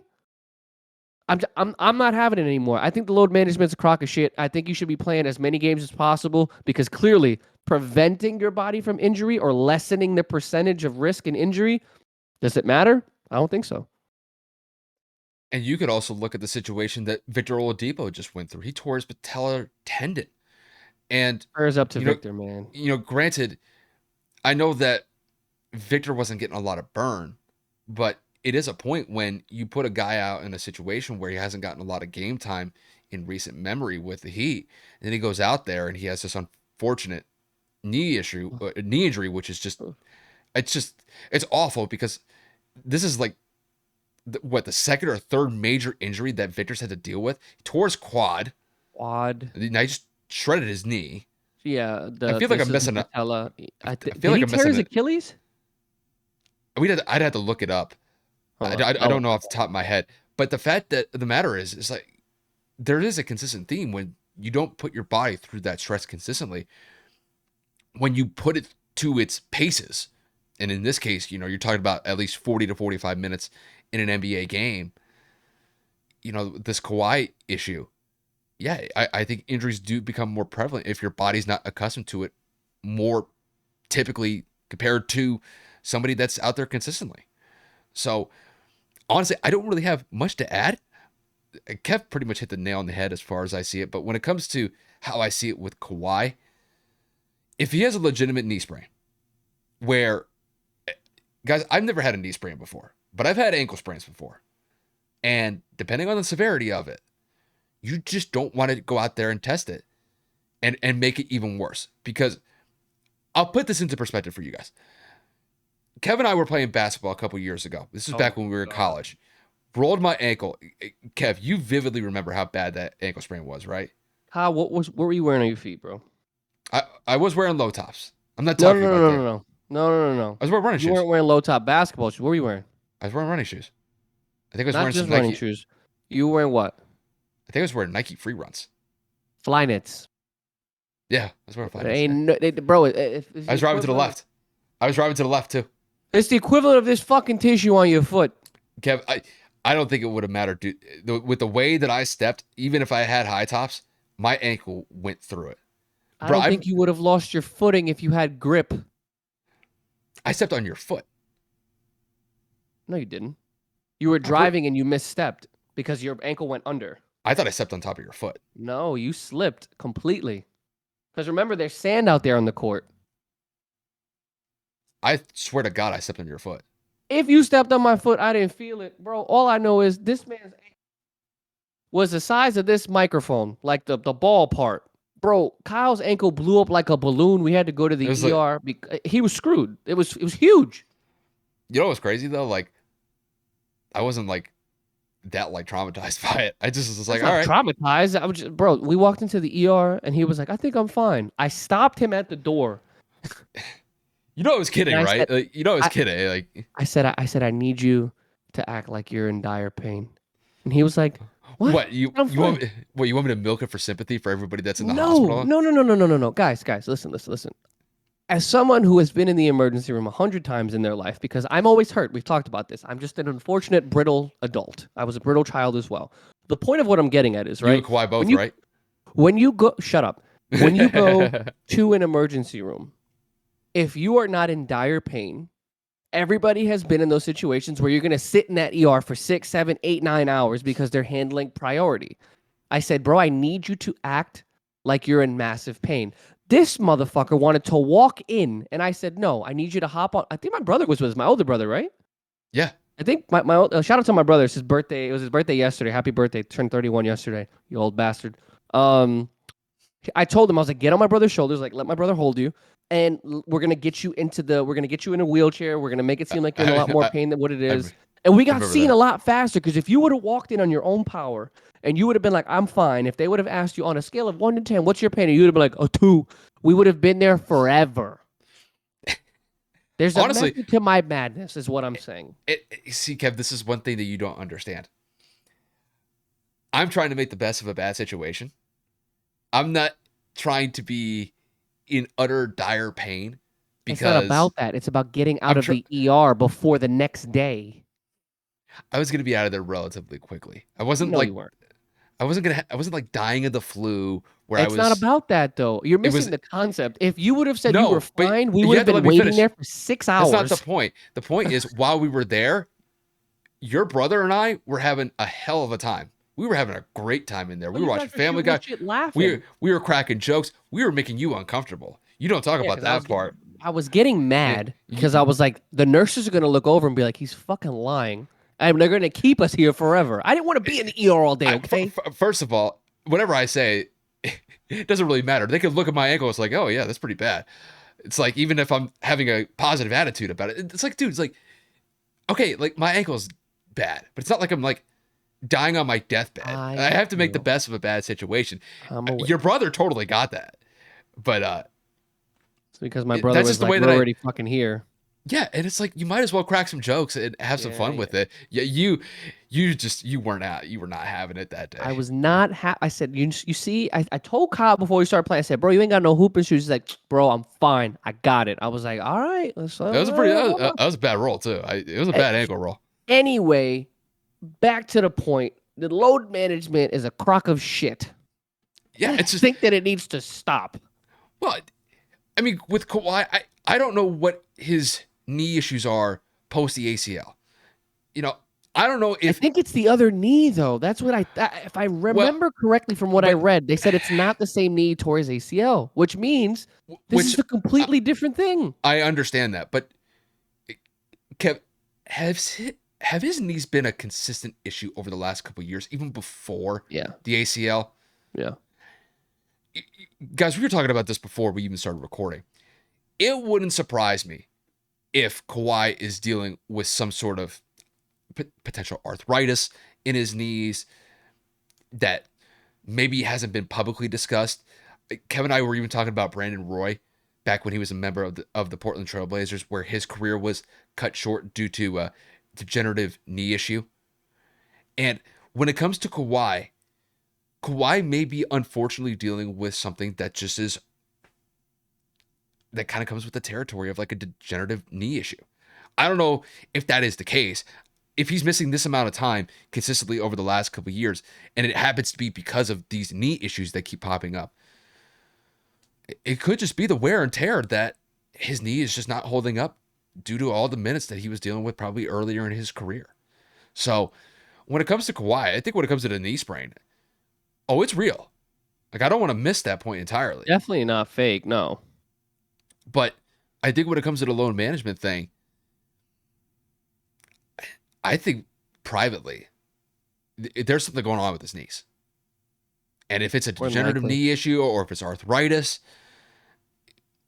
I think that's the point that I think people need to start kind of focusing in on, because that might be kind of like the missing link to this whole thing. Because if it comes out that Kawhi has this significant issue, not just related to a specific injury, but it's in both of his knees, and that I could really sideswipe him off of his NBA trajectory. I mean, he's only 31 years old. I mean, depending on how you look at it, that's still somebody's prime. But it could come to a point where Kawhi may end up retiring early because of these knee issues. It wouldn't surprise me in the least if that is the case. Especially with his attitude and persona of just being like, I'm retiring. Like, you know what I'm saying? Like, it wouldn't You, surprise me at all. I agree. honestly, I think he should probably get some sort of treatment the way that Kobe did. Remember when Kobe got that plasma treatment when he went over to Yeah. Germany? Like, I think it was like 2008, After 2009, you like guys around the lost to the Celtics, yeah. yeah. And I know back in that time that was kind of considered unorthodox. I think Kawhi may need to start looking at some alternative options when it Yeah. comes And guys, we're to. not doctors. We're just thinking I'm out just loud of like things. I'm just thinking like thoughts in my head that just if these knee issues are just a consistent theme over the last couple of years, he has to start looking at some alternative options when it comes to some knee rehabilitation options because apparently whatever's been working or whatever he's been doing has not been working. So there's a part of me that just kind of feels bad that he has to go through these knee issues. I imagine he wants to be out there on the court, but it's if his body's just not allowing him to do that, it's the unfortunate side that comes with being a basketball player. The amount of minutes that he's racked up, and granted, there have been a lot of other players that have racked up similar amount of minutes. They just haven't had the knee issues, but structurally, it seems like Kawhi's knees are just not holding up, and I think early retirement. I'm not saying that he should retire like this offseason. I'm not saying that. I think Stephen A. said something about that, like the NBA countdown crew, like post game after Game 4. Yeah. But I think that's something that we have to start kind of like opening up the option to, or at least opening up the idea to, that Kawhi's got this significant knee issue that is just more than just a knee sprain or just more than an ACL. It's something. It could be Something bigger arthritis. than that. Yeah, Yeah. it very well could be. But we don't want to drown on top of this whole thing. I mean, again, Kyle and I are on the same page. It's just we find it funny that you're doing it to prevent injuries and injuries are still happening, which nobody's a doctor. We can't control it. I But we think they're do trying. I think they're trying to manage it. I think they're some trying to way. manage an underlying issue that's not being publicly addressed. I think that's what's going on. But load management as a topic has been around since before Kawhi, Yeah, and yeah. and other players are involved as well. That was So that was maybe San Antonio. specifically- That was San Antonio. That was that's what San Antonio was running. Yeah, so I truthfully and honestly, I don't know who came up with it. I don't know where that term came. I don't really care. I think it's a crock, but again, we'll see what happens in Game 5. Phoenix is up 3-1. Kevin Durant and Devin Booker combined for 61 I think points. that's serious. So It's a wrap. I agree. Kawhi's If not Kawhi playing. doesn't play, it's over. I don't think he's playing in Game 5. All of the updates that I've seen said his knee status is not good right now, and I think Oh, well. at this point, I think that they should shelve him. Yep. Oh well, it is what it is. Lastly, got to talk about this Milwaukee-Miami series. We know that they faced each other in a multitude of different playoff appearances before. We know that these teams are very familiar with one another, but the looming narrative is the only reason this is happening is because Giannis is not playing. Our counterpoint to that is there's no reason that these games should be this big of a margin because this is relatively a very above average team, the number 1 seed in the Eastern Conference, and it leads us to believe that maybe without Giannis, this team isn't as good as we thought. So, Kyle, I got to get your thoughts on Miami going up 2-1 against the 1-seeded Milwaukee Bucks. The Heat have been very impressive so far this series. Now, granted, it comes with a giant caveat because Giannis has not been out there since suffering what I would assume is a tailbone injury that he had in Game 1. And, obviously, when it comes to the Heat, they're in the situation where, honestly, they know blood's in the water when it comes to the Bucks because if you don't have your number 1 player out there, obviously you're going up against just a battered opponent. And the Heat have not taken that for granted because in Game 3, Kev, you know it as well as I do, that Game 3 was just an absolute blowout. I mean, they damn near won by 25 points, and it never seemed like Milwaukee could get into a consistent rhythm that entire game to keep up pace with the Heat. And that's despite the fact that the Heat don't have Tyler Hero since he broke 2 of his fingers in Game 1. Really, just the injuries have been kind of a focal theme of this series so far because Victor Oladipo went down with a torn patellar tendon in Game 3. So no team has been spared when it comes to the injury bug so far. But nonetheless, the Heat are going out there and doing exactly what they need to do. Jimmy Butler has been a man on a mission.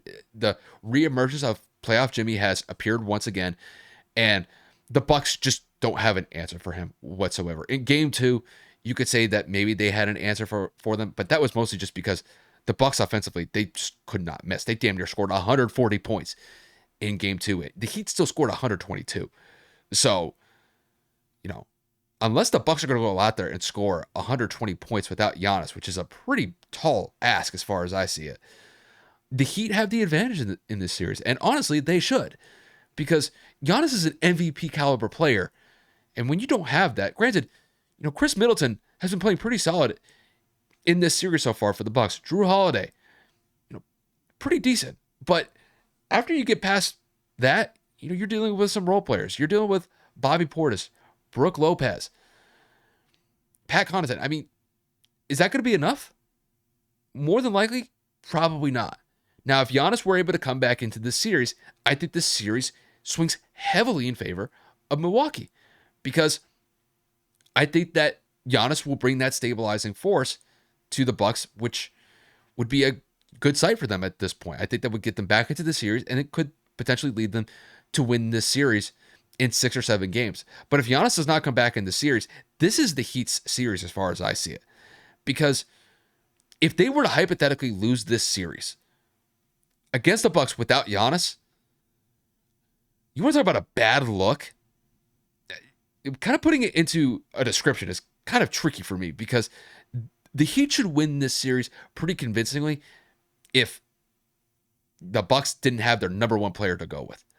So obviously we've got game 4. I'm expecting that the Heat are going to continue the dominance that they had in game 3. I think that Jimmy Butler's going to go out there and have a similar type of performance that he's had throughout most of the games in the series. He's going to put up probably 25 to 30 points. He could put up even 35, especially with the way that he's been playing so far. And they've been getting good contributions across the board. Even Duncan Robinson had a pretty nice game in game 3. I believe he had damn near 20 points in game 3. They're getting good contributions from Bam Adebayo.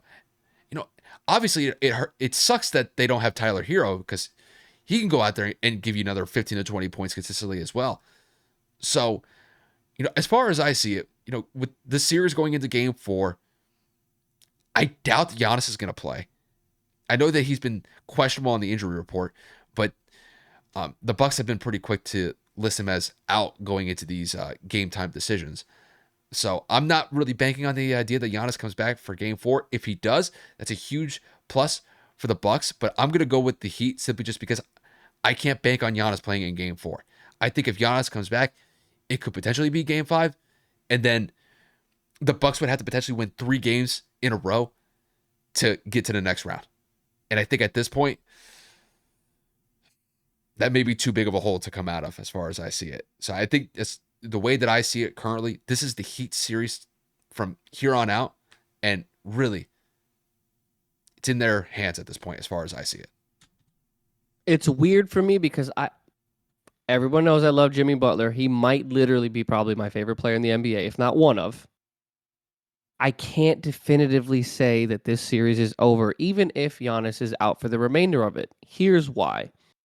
This is why statistics are so important. When you talk about the Miami Heat and where they fall in the NBA in their order of most efficient offenses, most competent offenses, I think the Heat were 25th in overall offense. They are shooting ridiculously from the field and from behind the three-point line. 53% from the field, 48.5 equivalently, 49% from 3, 88% from the free throw line. They're limiting turnovers. They had 13, so it's not great, but it's not horrible. I don't think they can keep this up. I truly and honestly don't think they're going to be able to do this on a consistent night in and night out basis. Again, I know that this is only a 2-1 series lead at the moment. Depending on Giannis's availability, we all know that he is a defensive player of the year type of caliber player. We know that Drew Holiday is a great perimeter defender, and so on and so forth, right? It don't make no difference at this point because the Heat are just shooting the lights out. And I'm not trying to say that they suck or that, shooting is easy, but you have Jimmy going 12 of 19. You got Duncan Robinson, who's only getting minutes because Victor Oladipo went down, Tyler Hero went down, so they need somebody to step up. And Duncan, in his first meaningful game, plays 24 minutes, 7 of 9, 5 of 6 from the three-point line, scores 20 points with a plus-minus of positive 24. I think it was also his birthday, too, so happy belated to Duncan. I cannot expect them to carry this out on a night in and night out basis. I know that I said that prior to game 2, and Milwaukee ends up winning that game as well. But it's not like Milwaukee's struggling either, because you have a good number of players that are providing good numbers. Grayson Allen, a role player, goes for 14. Drew Holiday goes for 19. Well, he does. Oh, he had 5 turnovers, though. Then you talk about Chris Middleton. He had 5 turnovers, but he puts up 23 points, 6 assists, and 5 boards. They're doing everything they can, but Bobby Portis had his worst game of the series, and he only had 9 points. Brook Lopez isn't someone that's going to go out there and get you 15, 20, but we know that he can. He only had not, well, can't say only. He only had 3 made field goals out of 9 attempts. So I don't necessarily know where they can improve. They only shot 12 free throws, but made 8. So that's 66% from the free throw line, which obviously is well below league average. It's just like Milwaukee's really struggling to find their groove offensively, at least consistently, because we know games 1 and game 3 were in favor of the Heat, and they finally got it going in game 2. We got to really see what Milwaukee's made of, man. This is why we said that it's very weird to see that despite missing their best player, arguably a top 3 player in the NBA, it shouldn't mean that they're this bad without him. It truly and honestly shouldn't. This isn't like the Dallas Mavericks where like Luka Doncic is the only named player before the Kyrie Irving trade. And you got to rely on a bunch of role players, if not like bench players, to go and step up outside of maybe notably Tim Hardaway Jr. at the time. This is Chris Middleton, an all-star. Drew Holiday, potential all-star, arguably one of the best, if not the best perimeter defender in the NBA. Bobby Portis, a 6th Man of the Year candidate. Brook Lopez, who's a notable veteran, big man who can stretch the floor and become a defensive, not liability, a defensive anchor in terms of protecting the rim. And you have some solid players on the bench. Goran Dragic, you went out and signed him for a reason. Joe Ingles, a veteran in this league. You have Pat Connaughton, who gave them meaningful minutes when they won the championship a few seasons. Obviously, you have Jay Crowder, who people are trolling really, really hard, especially Twitter people and Suns fans. Like, oh, yeah, let's hold out and make sure you want to have a bigger role and then only play 13 minutes in game 3 and score 5 points. So I don't know why Suns fans are the biggest trolls and biggest clowns on the earth. Because when they're losing, they're silent. But when they're winning, they talk a lot of shit. But yeah, like they have notable players. This team is deep. They have a lot of experience, and yet they're struggling. So that's why I say if Miami comes back down to earth when it comes to shooting the basketball, and Milwaukee can just find a way to get into a rhythm, I think truly and honestly this can become a competitive series. Now, if Giannis were to come back in game 4 or game 5, maybe it'll be a difference. But if Miami finds a way to go up 3-1, all Miami needs to do is have one more positive game with or without Giannis on the opposite side of the floor. It may be too big of a deficit for the Bucks to come back from, but I will say it is quite the impressive run thus far for the Miami Heat, being the 8th seed and the last team to get into the NBA playoffs. Yeah, it just, for me, I think this series took on a completely different life once Giannis left. Yeah. And obviously, we'll see whether or not that he could be able to return in this series. Now, even if he were to return, we don't know what the capacity he'll be able to play at is. Because the only time that we saw him come back with the injury that he had was for what, like a minute or 2? Or he just couldn't do it. He went right back couldn't do it anymore. So, depending on the severity of the injury, I mean, it's been severe enough for him to miss the last 2 games. And, I mean, going into game 4, I mean, I'm not banking on the idea that he's going to play. And even if he were to play, are we talking 75, 80% maybe? I mean, is it going to be the Giannis that is always in the MVP discussion? Or is this going to be just an unfortunately battered and bruised Giannis that could actually be taken advantage of, knowing that the Heat have been playing very well so far in this series? They've been the better team so far. And obviously, I know that comes with the caveat of Giannis not being available. But I mean, when it comes to the Heat, this series is in their hands. Yep. The pathway is fully lit for them. All they got to do is just continue to shoot effectively. For me, I'm actually more of the mindset that they're going to continue to shoot at a high level.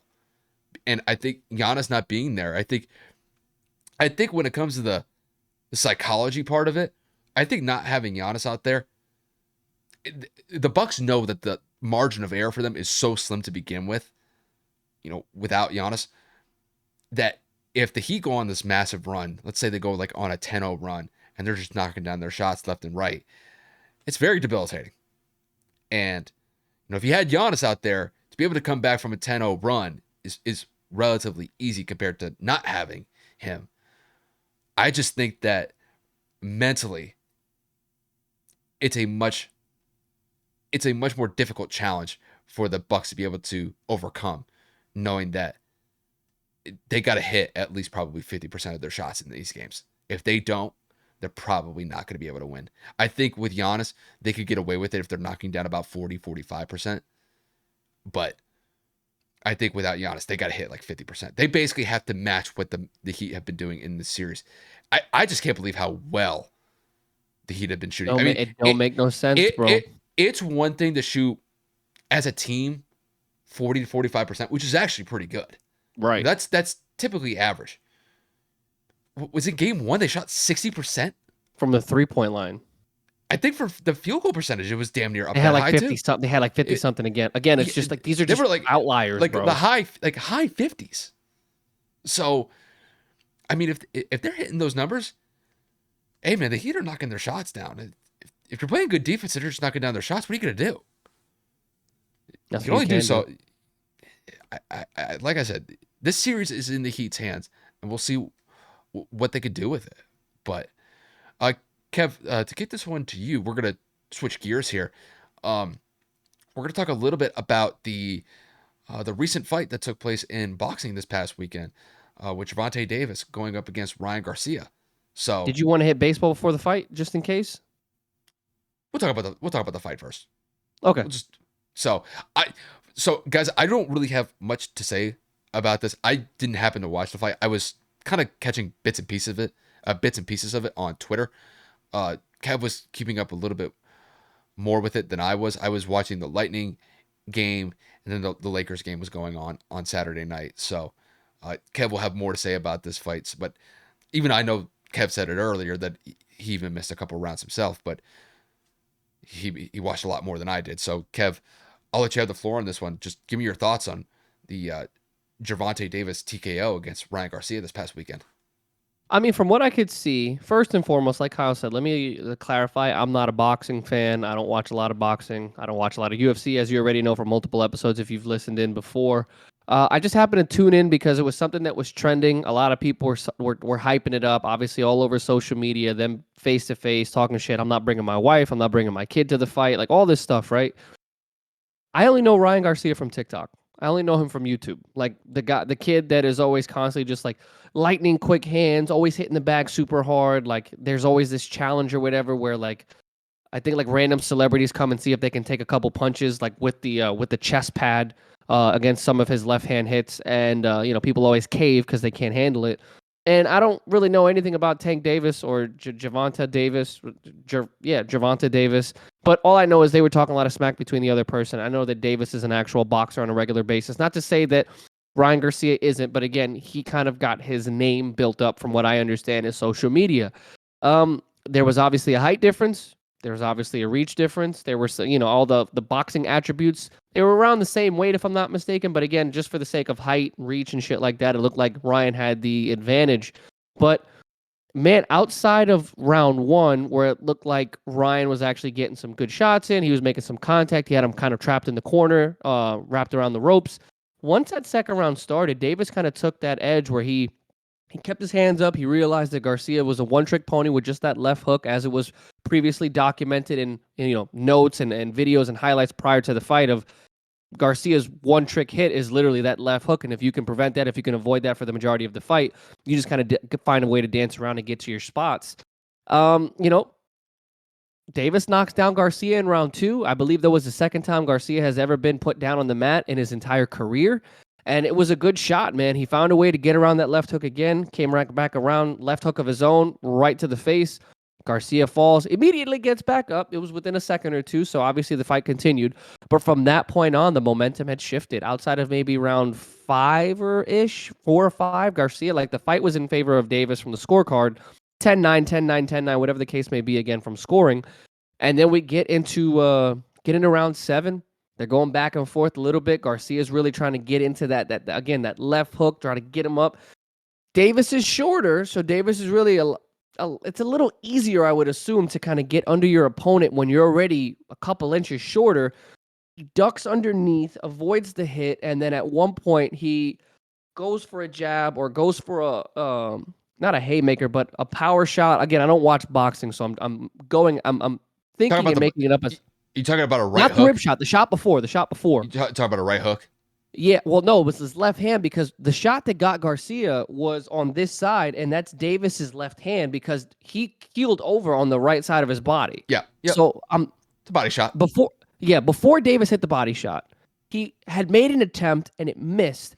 Garcia went for another shot up top. Davis just stood low, and then that body shot right to the ribs, which people were saying that it's probably a liver shot. Garcia takes that in. They back up, and then at one point, Garcia goes for another jab, and then he drops right back down. I saw a couple of videos on social media today that explain the impact of what a punch like that does to your body, whether or not he broke a rib or two. It was like a delayed reaction to where if your liver gets hit to that point within that impact, it's like your body starts to shut off because you can't tolerate the pain. Garcia literally dropped like a sack of potatoes, not necessarily on his face. He dropped to a knee and he had his hand visibly over it. He was like wincing in pain. Obviously, at that point, TKO. Davis wins the fight. It was just insane to see how fast the human body reacted. It was like, oh, okay, he took a body shot. He's good to go. And then Garcia goes down. It was nuts. It wasn't a knockout to where he was sleeping. It wasn't a knockout to where he had to kind of like a ground and pounding UFC or anything like that. But the fact that a body shot could be that impactful is incredible. Boxing is such a creative sport to where you're focused solely using your hands and you have to find your opponent's weak point. MMA is so different. Like Kyle loves, you got the feet, you got the ground and pound, you obviously have the submission aspect. Boxing is just the strength of your mental capabilities and obviously your two fists and what you can do inside that square. And man, people always want to see that flashy punch to the face where the mouthpiece spits out and there's freaking bloody nose and someone's asleep. And then you have strategic boxing here where Garcia's ribs were open. Ryan left the opportunity for Davis. Puts that heavy shot right there. When you slow-mo, it looks like his whole boxing glove went into the stomach of Garcia when obviously it was his ribs. And then the immediate impact of the result, man. Great fight from what I could see. Again, I didn't get to see every single round, but I mean, for the most part, I found it entertaining. And I mean, hopefully there will be a rematch because I think both fighters showed that they can compete from a long term and obviously at a more consistent clip.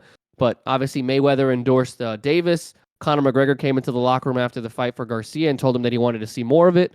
So if I could tune into that fight again, I would like to. But for the sake of this one, I wasn't mad that I watched it. I found it to be very entertaining. That's great. I remember watching the video. I think it was a slow-mo video of the TKO. Yeah. And it's very interesting to be able to watch the fighters and how they react to certain hits. There was one guy in particular, this was in a UFC fight a couple years ago. I think this might have been on a New York card a couple years ago. It could have been that same fight for the BMF belt back in the day. And I remember this one fighter took a strike to the face, and he had a delayed knockout. So what ended up happening was the guy lands a shot, and the guy that he just hit is still, like, he's still in form, he's still in position. And then all of a sudden he takes a step back, and then he loses his footing, and he like falls back to the cage, and it was a delayed knockout. But it's weird seeing that. You don't typically see that every now. It's very uncommon. I've only seen it maybe once or twice where you see like a delayed knockout where a guy will take a strike and 2 to 3 seconds after that, he'll start stumbling backwards and the lights just go out internally. Even though that his eyes are open, it's just that there's that disconnect between the brain and the body. And it's just, there's not much you could do. It's just, your body just kind of goes into literally like preservation mode then at that point. When it came to this body shot on the slow-mo, it looked like he took the shot, was in position after. It was probably fighting it. He probably knew how hard that shot was initially. Oh, yeah. He felt it. But it's like, you could only hold on for so long. You can only keep a straight face. Trust me, when it comes to those boxers, they could take some hits. They could take those punches. But it's just that after a certain point where it's so debilitating, even those guys can't keep a straight face. And in Garcia's case, I give him credit for being able to withstand the punch and try to get back into position. But it's sometimes just those punches, they land so flush, there's nothing you could do. It's No, like, not at and, all. But like I said, it was a good fight. and honestly, Garcia was smart. It's like you can't take any more damage with that. With those liver shots, it's game over. You can't recover from that in the fight. And honestly, you had to give it up to Gervonta for just being able to land a flush body shot like that. He was You land those, patient, man. A lot of times Garcia was trying to push him into the corner, kind of rush him to make some mistakes, and he was trying to really get into him quick. But like I said, and like yeah, a lot of people were saying all over social media, Garcia's just got that left hand, and if you can make him miss, obviously at that point, a heavy swing, your body's already out of position. yeah, It was crazy, yeah. bro. And Shout out to Davis. I wish body shots were a little bit more consistent, no matter Right. whether it's in boxing or in the UFC, because we saw a couple of years ago when Stipe went up against DC. This is in the UFC. This is a title fight, and Stipe in the first 3 rounds against DC really struggled. I think DC was actually up 3 rounds to 0 in the first 3 rounds of this fight, and then Stipe made the decision to go for DC's body. Went with a bunch of body shots, ended up getting a TKO because DC is Daniel Cormier, by the way. He's on the commentating team with the UFC. Sometimes you'll hear him on you'll hear him pretty much on every UFC fight card. But in his last fight, he got just obliterated by body shots against Stipe, and then he ended up, suffering a TKO against Stipe, and Stipe won the belt. Sometimes, those body shots, man, if you're able to land them and land them consistently, they're just as powerful. They may be even more tactical than those headshots that people go for, which is the Because you're overall playing strikes. the long game at that point. Tap, And- tap, power, tap, tap. Eventually, it's going to give. yeah, especially if you're landing them consistently and they land flush. Oh, yeah. Trust me, those body shots are a bitch to deal with. So, good on Gervonta getting that win over Garcia, and I'm glad that you were able to catch that fight, bro. So It's about time I change it up from the typical sports thing, right? Yeah, so that was just unfortunate timing with me, because typically I would be more in tune to watch that, but just with the Lightning game going on, with the Lakers playing, Got to watch your team. That's priority. Those took priority, so that was just the case in that specific instance. But Kev, we got one more segment to go over. We're gonna kick it over to the MLB. We're gonna go over our most surprising team, or like the most surprising fact of the MLB season so far. So currently we are a month into the season so far. There's been a lot of things to go over, but we're going to mostly focus on the biggest surprises that we've seen in the first month of the MLB season so far. So Kev, to kick this one to you, what has been the most surprising fact, or what has been the most surprising team that you've seen in the MLB so far a month into the season? I mean, there's a number of them. Obviously, the first one you think of is going to be the Rays, but I'm actually going to go in a different route here. I'm actually going to go with the Pittsburgh Pirates and the Arizona Diamondbacks leading their respective divisions. Again, I'm not going to sit here and say that it's going to go on for the remainder of the season, or that they're actually dominating, which both teams respectively are. Well, one is and one isn't, because the Diamondbacks are tied with the Dodgers with a 12-11 record. Usually the Diamondbacks are one of the laughing stocks of the NL. Usually the Diamondbacks are not competitive at all, and they're finding ways to win games. And again, right now they are tied for first with the with the Los Angeles Dodgers for first place. But then you got the Pittsburgh Pirates. They're on an 8-game win streak or 7-game win streak, and they are 8-2 in their last 10. They're 16-7 in front of the Brewers, in front of the Cubs, in front of the Cardinals, and to no surprise, in front of the Reds. But the Cardinals are 9-13. They were supposed to be the favorites to come out of the NL Central, and they are playing horrific baseball. So it's like, when you really look at the makeup of this division, Chicago struggled last year. Milwaukee's always going to be up there. Cincinnati is a piss-poor organization from top to bottom, but you always expect it to be Milwaukee and St. Louis. And in this case, it's Pittsburgh and Milwaukee. It's probably the biggest surprise for me, because you just don't expect it. How Pittsburgh is pitching, how they're able to score runs. I really do believe that they are probably one of the best teams in the MLB at this very moment in time. And how they're doing it is very, very effective. I mean, they're not going out there and they're blowing teams out. But if you look at their recent schedule, they're finding ways to win the core important games. 2-0, 2-1, 4-2, 4-3. They had a blowout win against the Rockies, which again are one of the worst teams in the MLB. 14-3. Then again, you go 5-3, another close game, another blowout to the Rockies, which is again the same exact score, 14-3. They lose a tight one to the Cardinals 5-4, 6-3, 3-0. You get where I'm going with this. Every game, for the most part, outside of those two Rockies games, are within a 2 to 3 run differential, and they're finding ways to win. Whereas last year, they were losing games by an exceptional margin, whether that was getting blown out, whether that was not being able to finish strong. They weren't able to win these close games. And that is why people always say you have to find ways to put the past behind you and deal with what you have. Build your farm system. Don't go out there and make crazy acquisitions. Deal with what you have, build a team, and you will eventually find a way to surface back to the top. The Pirates are a prime example of that this season. Again, it's only the first quarter of the season, if that, because we're talking about what? That they're 16-7. That is 23 games in, so that's not even a quarter of the season. So again, we have a lot of baseball left, but we wanted to talk about this because again, this is just a team that I did not expect to be this good. And again, the Cardinals being in the division, I definitely didn't see that coming. So shout out to Pittsburgh for finding a way to actually be competitive and to be doing what they're doing in a division that has the Brewers and the Cardinals, man. So that's my most surprising team thus far. Yeah, Kev, for me, it really comes down to two teams. We've already talked about them once a couple of weeks ago with the Tampa Bay Rays. Obviously, when you're off to a 19-3 start, I mean, obviously, nobody expected Tampa to be that good. I mean, granted, when you look back to last year, they did make a wild card appearance. They ended up losing to the Guardians in that wild card round last year. But, I mean, when it comes to a hot start, that's an understatement when it comes to the Rays. And, I mean, Kev, as a team, they've already hit damn near 50 home runs.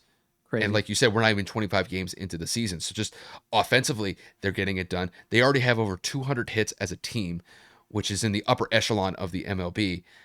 And then, Kev, I'm going to be with you 100%. I think the Pirates are right alongside the Rays when it comes to a team that's really just been one of the best spots to look at in the MLB so far. Because when I look at the Pirates, granted, a 16-7 record is an amazing start for Pittsburgh, usually just because when we've looked at Pittsburgh in the past, they're relatively a cellar dweller. This is a team that is usually in 4th or 5th place in the NL Central.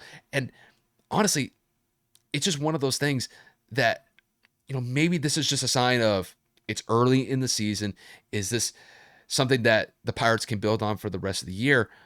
And when we look at what the Pirates have had for their schedule so far this year, they haven't played against the best competition. But, to give credit where it's due, the Pirates have gone against the teams that they've played so far, and they've been playing very well. They've had some good games against the Reds recently. I think they had a 3-game sweep against the Rockies just about a week or two ago. And in some of these games, they're putting up decent runs with their performances. I think against the Rockies, I think they scored 14 runs in back-to-back games, or they were at least scoring 10 runs in some of these games. So the offense is definitely showing up. Statistically speaking, when you compare them to the rest of the MLB, they are middle of the pack when it comes to their total offense. So one of the things that I'm going to pay attention to when it comes to the Pirates is if they can improve their offensive efficiency, they could be able to get their batting average up collectively as a team, because right now they're 13th. They're batting .250 as a team. You compare that to the Rays. The Rays are the best team in the MLB when it comes to total overall batting average. If they could be able to get that up into a top 10 scenario once we reach about the quarter mark of the MLB season, then maybe we could start having a different perspective about the Pirates for the rest of the year. But when it comes to just the start of the year so far, I mean, the Pirates, when you're looking at a situation, they're the top team in the division, damn near 30 games into the season. That's definitely something to note. The same thing goes with the Rays. Obviously, the Rays have the best record in the MLB by a pretty wide margin. But, when it comes to both the teams, with the Rays and the Pirates, these are definitely the two teams, as far as I see it. These have been the biggest shocks so far. But if I actually had to say who's the biggest surprise so far, I would actually give it to the Pirates, simply just because the Rays, in recent memory, have more playoff experience than the Pirates do. And knowing that the Pirates have been relatively a subpar team over the last couple of years, the fact that they're playing this well this early on, I think there's definitely something to be appreciated when it comes to the Pirates' early success And honestly, this is something that we're going to have to monitor throughout the first quarter of the season and probably then the first half of the season. Because if they can keep this pace up to where, let's say, they're in first place or they're kind of vying for first place in the division about halfway through the season, I think their outlook will be far better than what it is currently, just because it's still early. There's going to be a lot of adjustments that a lot of these teams are going to make. And who knows? The Pirates could go through a pretty bad slump in May, in June. They had a pretty good April, but there's no guarantee that that could translate over once we start getting into those summer months where it becomes a little bit hotter and, teams can go on huge stretches, teams can fall apart. But as of right now, I'd have to actually give the edge to the Pirates for having the most surprising start to me. And that's despite the fact that the Rays have had a 19-3 start, which is just kind of crazy to put into context. But that's how I see it. I mean, and to close the baseball topic out, we have to mention, man, the AL East, it's not close. It is the best division in baseball. All 5 teams are above the record of 500, and it is insane how competitive each game has been between each team. I know we haven't all played one another yet. We haven't played Boston yet and stuff like that. We haven't played the Rays yet, but man, 19-3, 14-7, 13-9, 13-9, 12-11. The only division in baseball to where everybody has double-digit wins and is above the 500 record winning percentage. It's not funny. Everybody's getting better every single year. And we're talking about the Baltimore Orioles being second in the division, who showed a lot of promise last year come the second half of the year where the Yankees were faltering. And if we would have kept losing a few more games, I think Baltimore would have actually taken our spot in the playoffs, if I remember correctly. But I'm looking at this and I'm saying, yo, this is getting out of hand because who the hell's going to come out on top? Yeah. Like, realistically, like, how is this going to work? Because I don't really know what's going to happen here, man. It's just, again, it's only April, but to know that it's this competitive this early leads me to believe that it's going to be this way for the rest of the year, and it's going to be a dogfight for whoever comes out of the East. I don't see Tampa continuing this historic run where they're going to go like Golden State, like 73-9. It will come back down to earth, just like everybody has highs and lows. But if this persists, bro, those wild card spots, I think every team's going to come out of the AL East at this point. Yeah, damn near at this point. You're exactly right. Just because, when it came to the AL East last year, I mean, obviously, even though that the Yankees finished in first place, you even thought that they could have been better than what they finished as. Yeah, because we were the best team before the break and then fell apart. I think we were the worst team in baseball after the break. Yeah, you guys, I mean, you guys Under were 500. unstoppable. You guys were unstoppable in the first half of the year. I just remember, I think you were even talking about that. You were worried about what that team would be post the All-Star break. And, I mean, to be fair, they were able to shake off the rust going into the playoffs. They made the ALCS, but... Did we, though? Batting under 200 for every series we played in? Did we, though? Made it to the ALCS, nonetheless. For a sweep. Anyway, Yeah. What were you saying? No, it just seems like from the whole division perspective, going into where we are right now, it just seems like the whole competitive nature of the division is at a much heightened level. Oh, yeah. And the fact that it's actually maintaining that level of competitiveness from last year as well, it's just essentially carried on into this season, is really something to behold. Now, granted, like you said, there's an ebb and flow to the season. Teams are going to go through high marks. Teams are going to hit their valleys. It just comes with the territory. I think it just comes down to, which team can be able to hold those consistent trends of just getting wins throughout the year, and which teams are going to falter. And teams are going to go through that.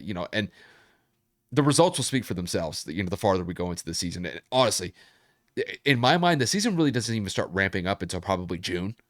July. Just because April and May, there's going to be a lot of adjustments that the teams are going to make with their lineups, with the players they put out into the field.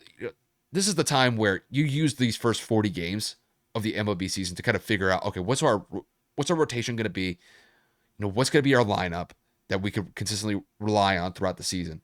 And then pretty much by June, July, unless the team really goes through a major slump, they're going to have their lineups and their rotations set from there on out. So, like I said, still early. We're only at the end of April. We got plenty of time for these teams to make something of themselves, and we'll just kind of see how it plays out from here.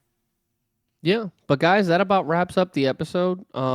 This is the first damn near 2 hour episode we've had in a long time, but we appreciate the support that we've had. We obviously are grateful for any support we've had via audio, YouTube, TikTok. Again, we're a broken record, but again, we just wanted to share our thanks. We got plenty of content coming through. We always say it, especially with everything going on. So, I mean, Kyle, that's everything I have. So we can kind of wrap this up. I gotta mention this too. What? We are gonna get our blue check mark on our Twitter page. Yes, sir. Twitter blue incoming, ladies and gentlemen. So if you ain't follow us, you can follow us at Kyle_Kev_pod on Twitter. I think it's Kevin_Kyle_pod. I think it's Kevin first. The links are in our link tree on all of our social media. Guys, Yeah. we can't spell. And it's midnight, so we're a little tired. But Kyle, take us home, brother. No, like Kev said, we just appreciate you guys supporting the podcast in any way that you have, whether it's on YouTube or the audio platforms or on Instagram or TikTok. We definitely appreciate you guys tuning in and just interacting with the content. Obviously, like Kev said, we'll have plenty of content for you guys for the rest of the week. It's just, you got NBA playoffs going on, you got the NHL playoffs going on, MLB is rocking and rolling. There's gonna be a lot of content for you guys. I do gotta say, just when it comes to the NHL stuff, I mean, when it comes to Game 4 with this Lightning and Maple Leaf series, I'm gonna be tuned into that one. So I'm definitely gonna be paying attention to that one. That Game 3 was a tough one for the Lightning, but we'll see if they can respond going into Game 4. And then, Kev, I think the Devils and the Rangers went into OT and we lost in OT 3-2. Yeah, they run that back for Game 4 on Monday night at the Garden. So Garden's been busy lately, dude. Yeah, just like the crypto arena, man. Just like I said in my point, everybody is kind of just like tear up, tear down. Shout out to the workers. And the crazy thing is that the Kings just played their home game tonight at the crypto arena too. Nuts. So absolutely incredible. Yeah, they're getting everything right now. So like Kev said, those arena workers, they are busting their hump right now just to keep up with the pace of these games. So we'll definitely keep an eye out for the NHL playoffs because they have been nothing short of phenomenal so far, and we're still in the first round. So very similar to the NBA. So we'll definitely keep an eye on that as well. But once again, thank you guys for tuning in. We'll have content throughout the week for you guys. And until then, we'll see you guys later.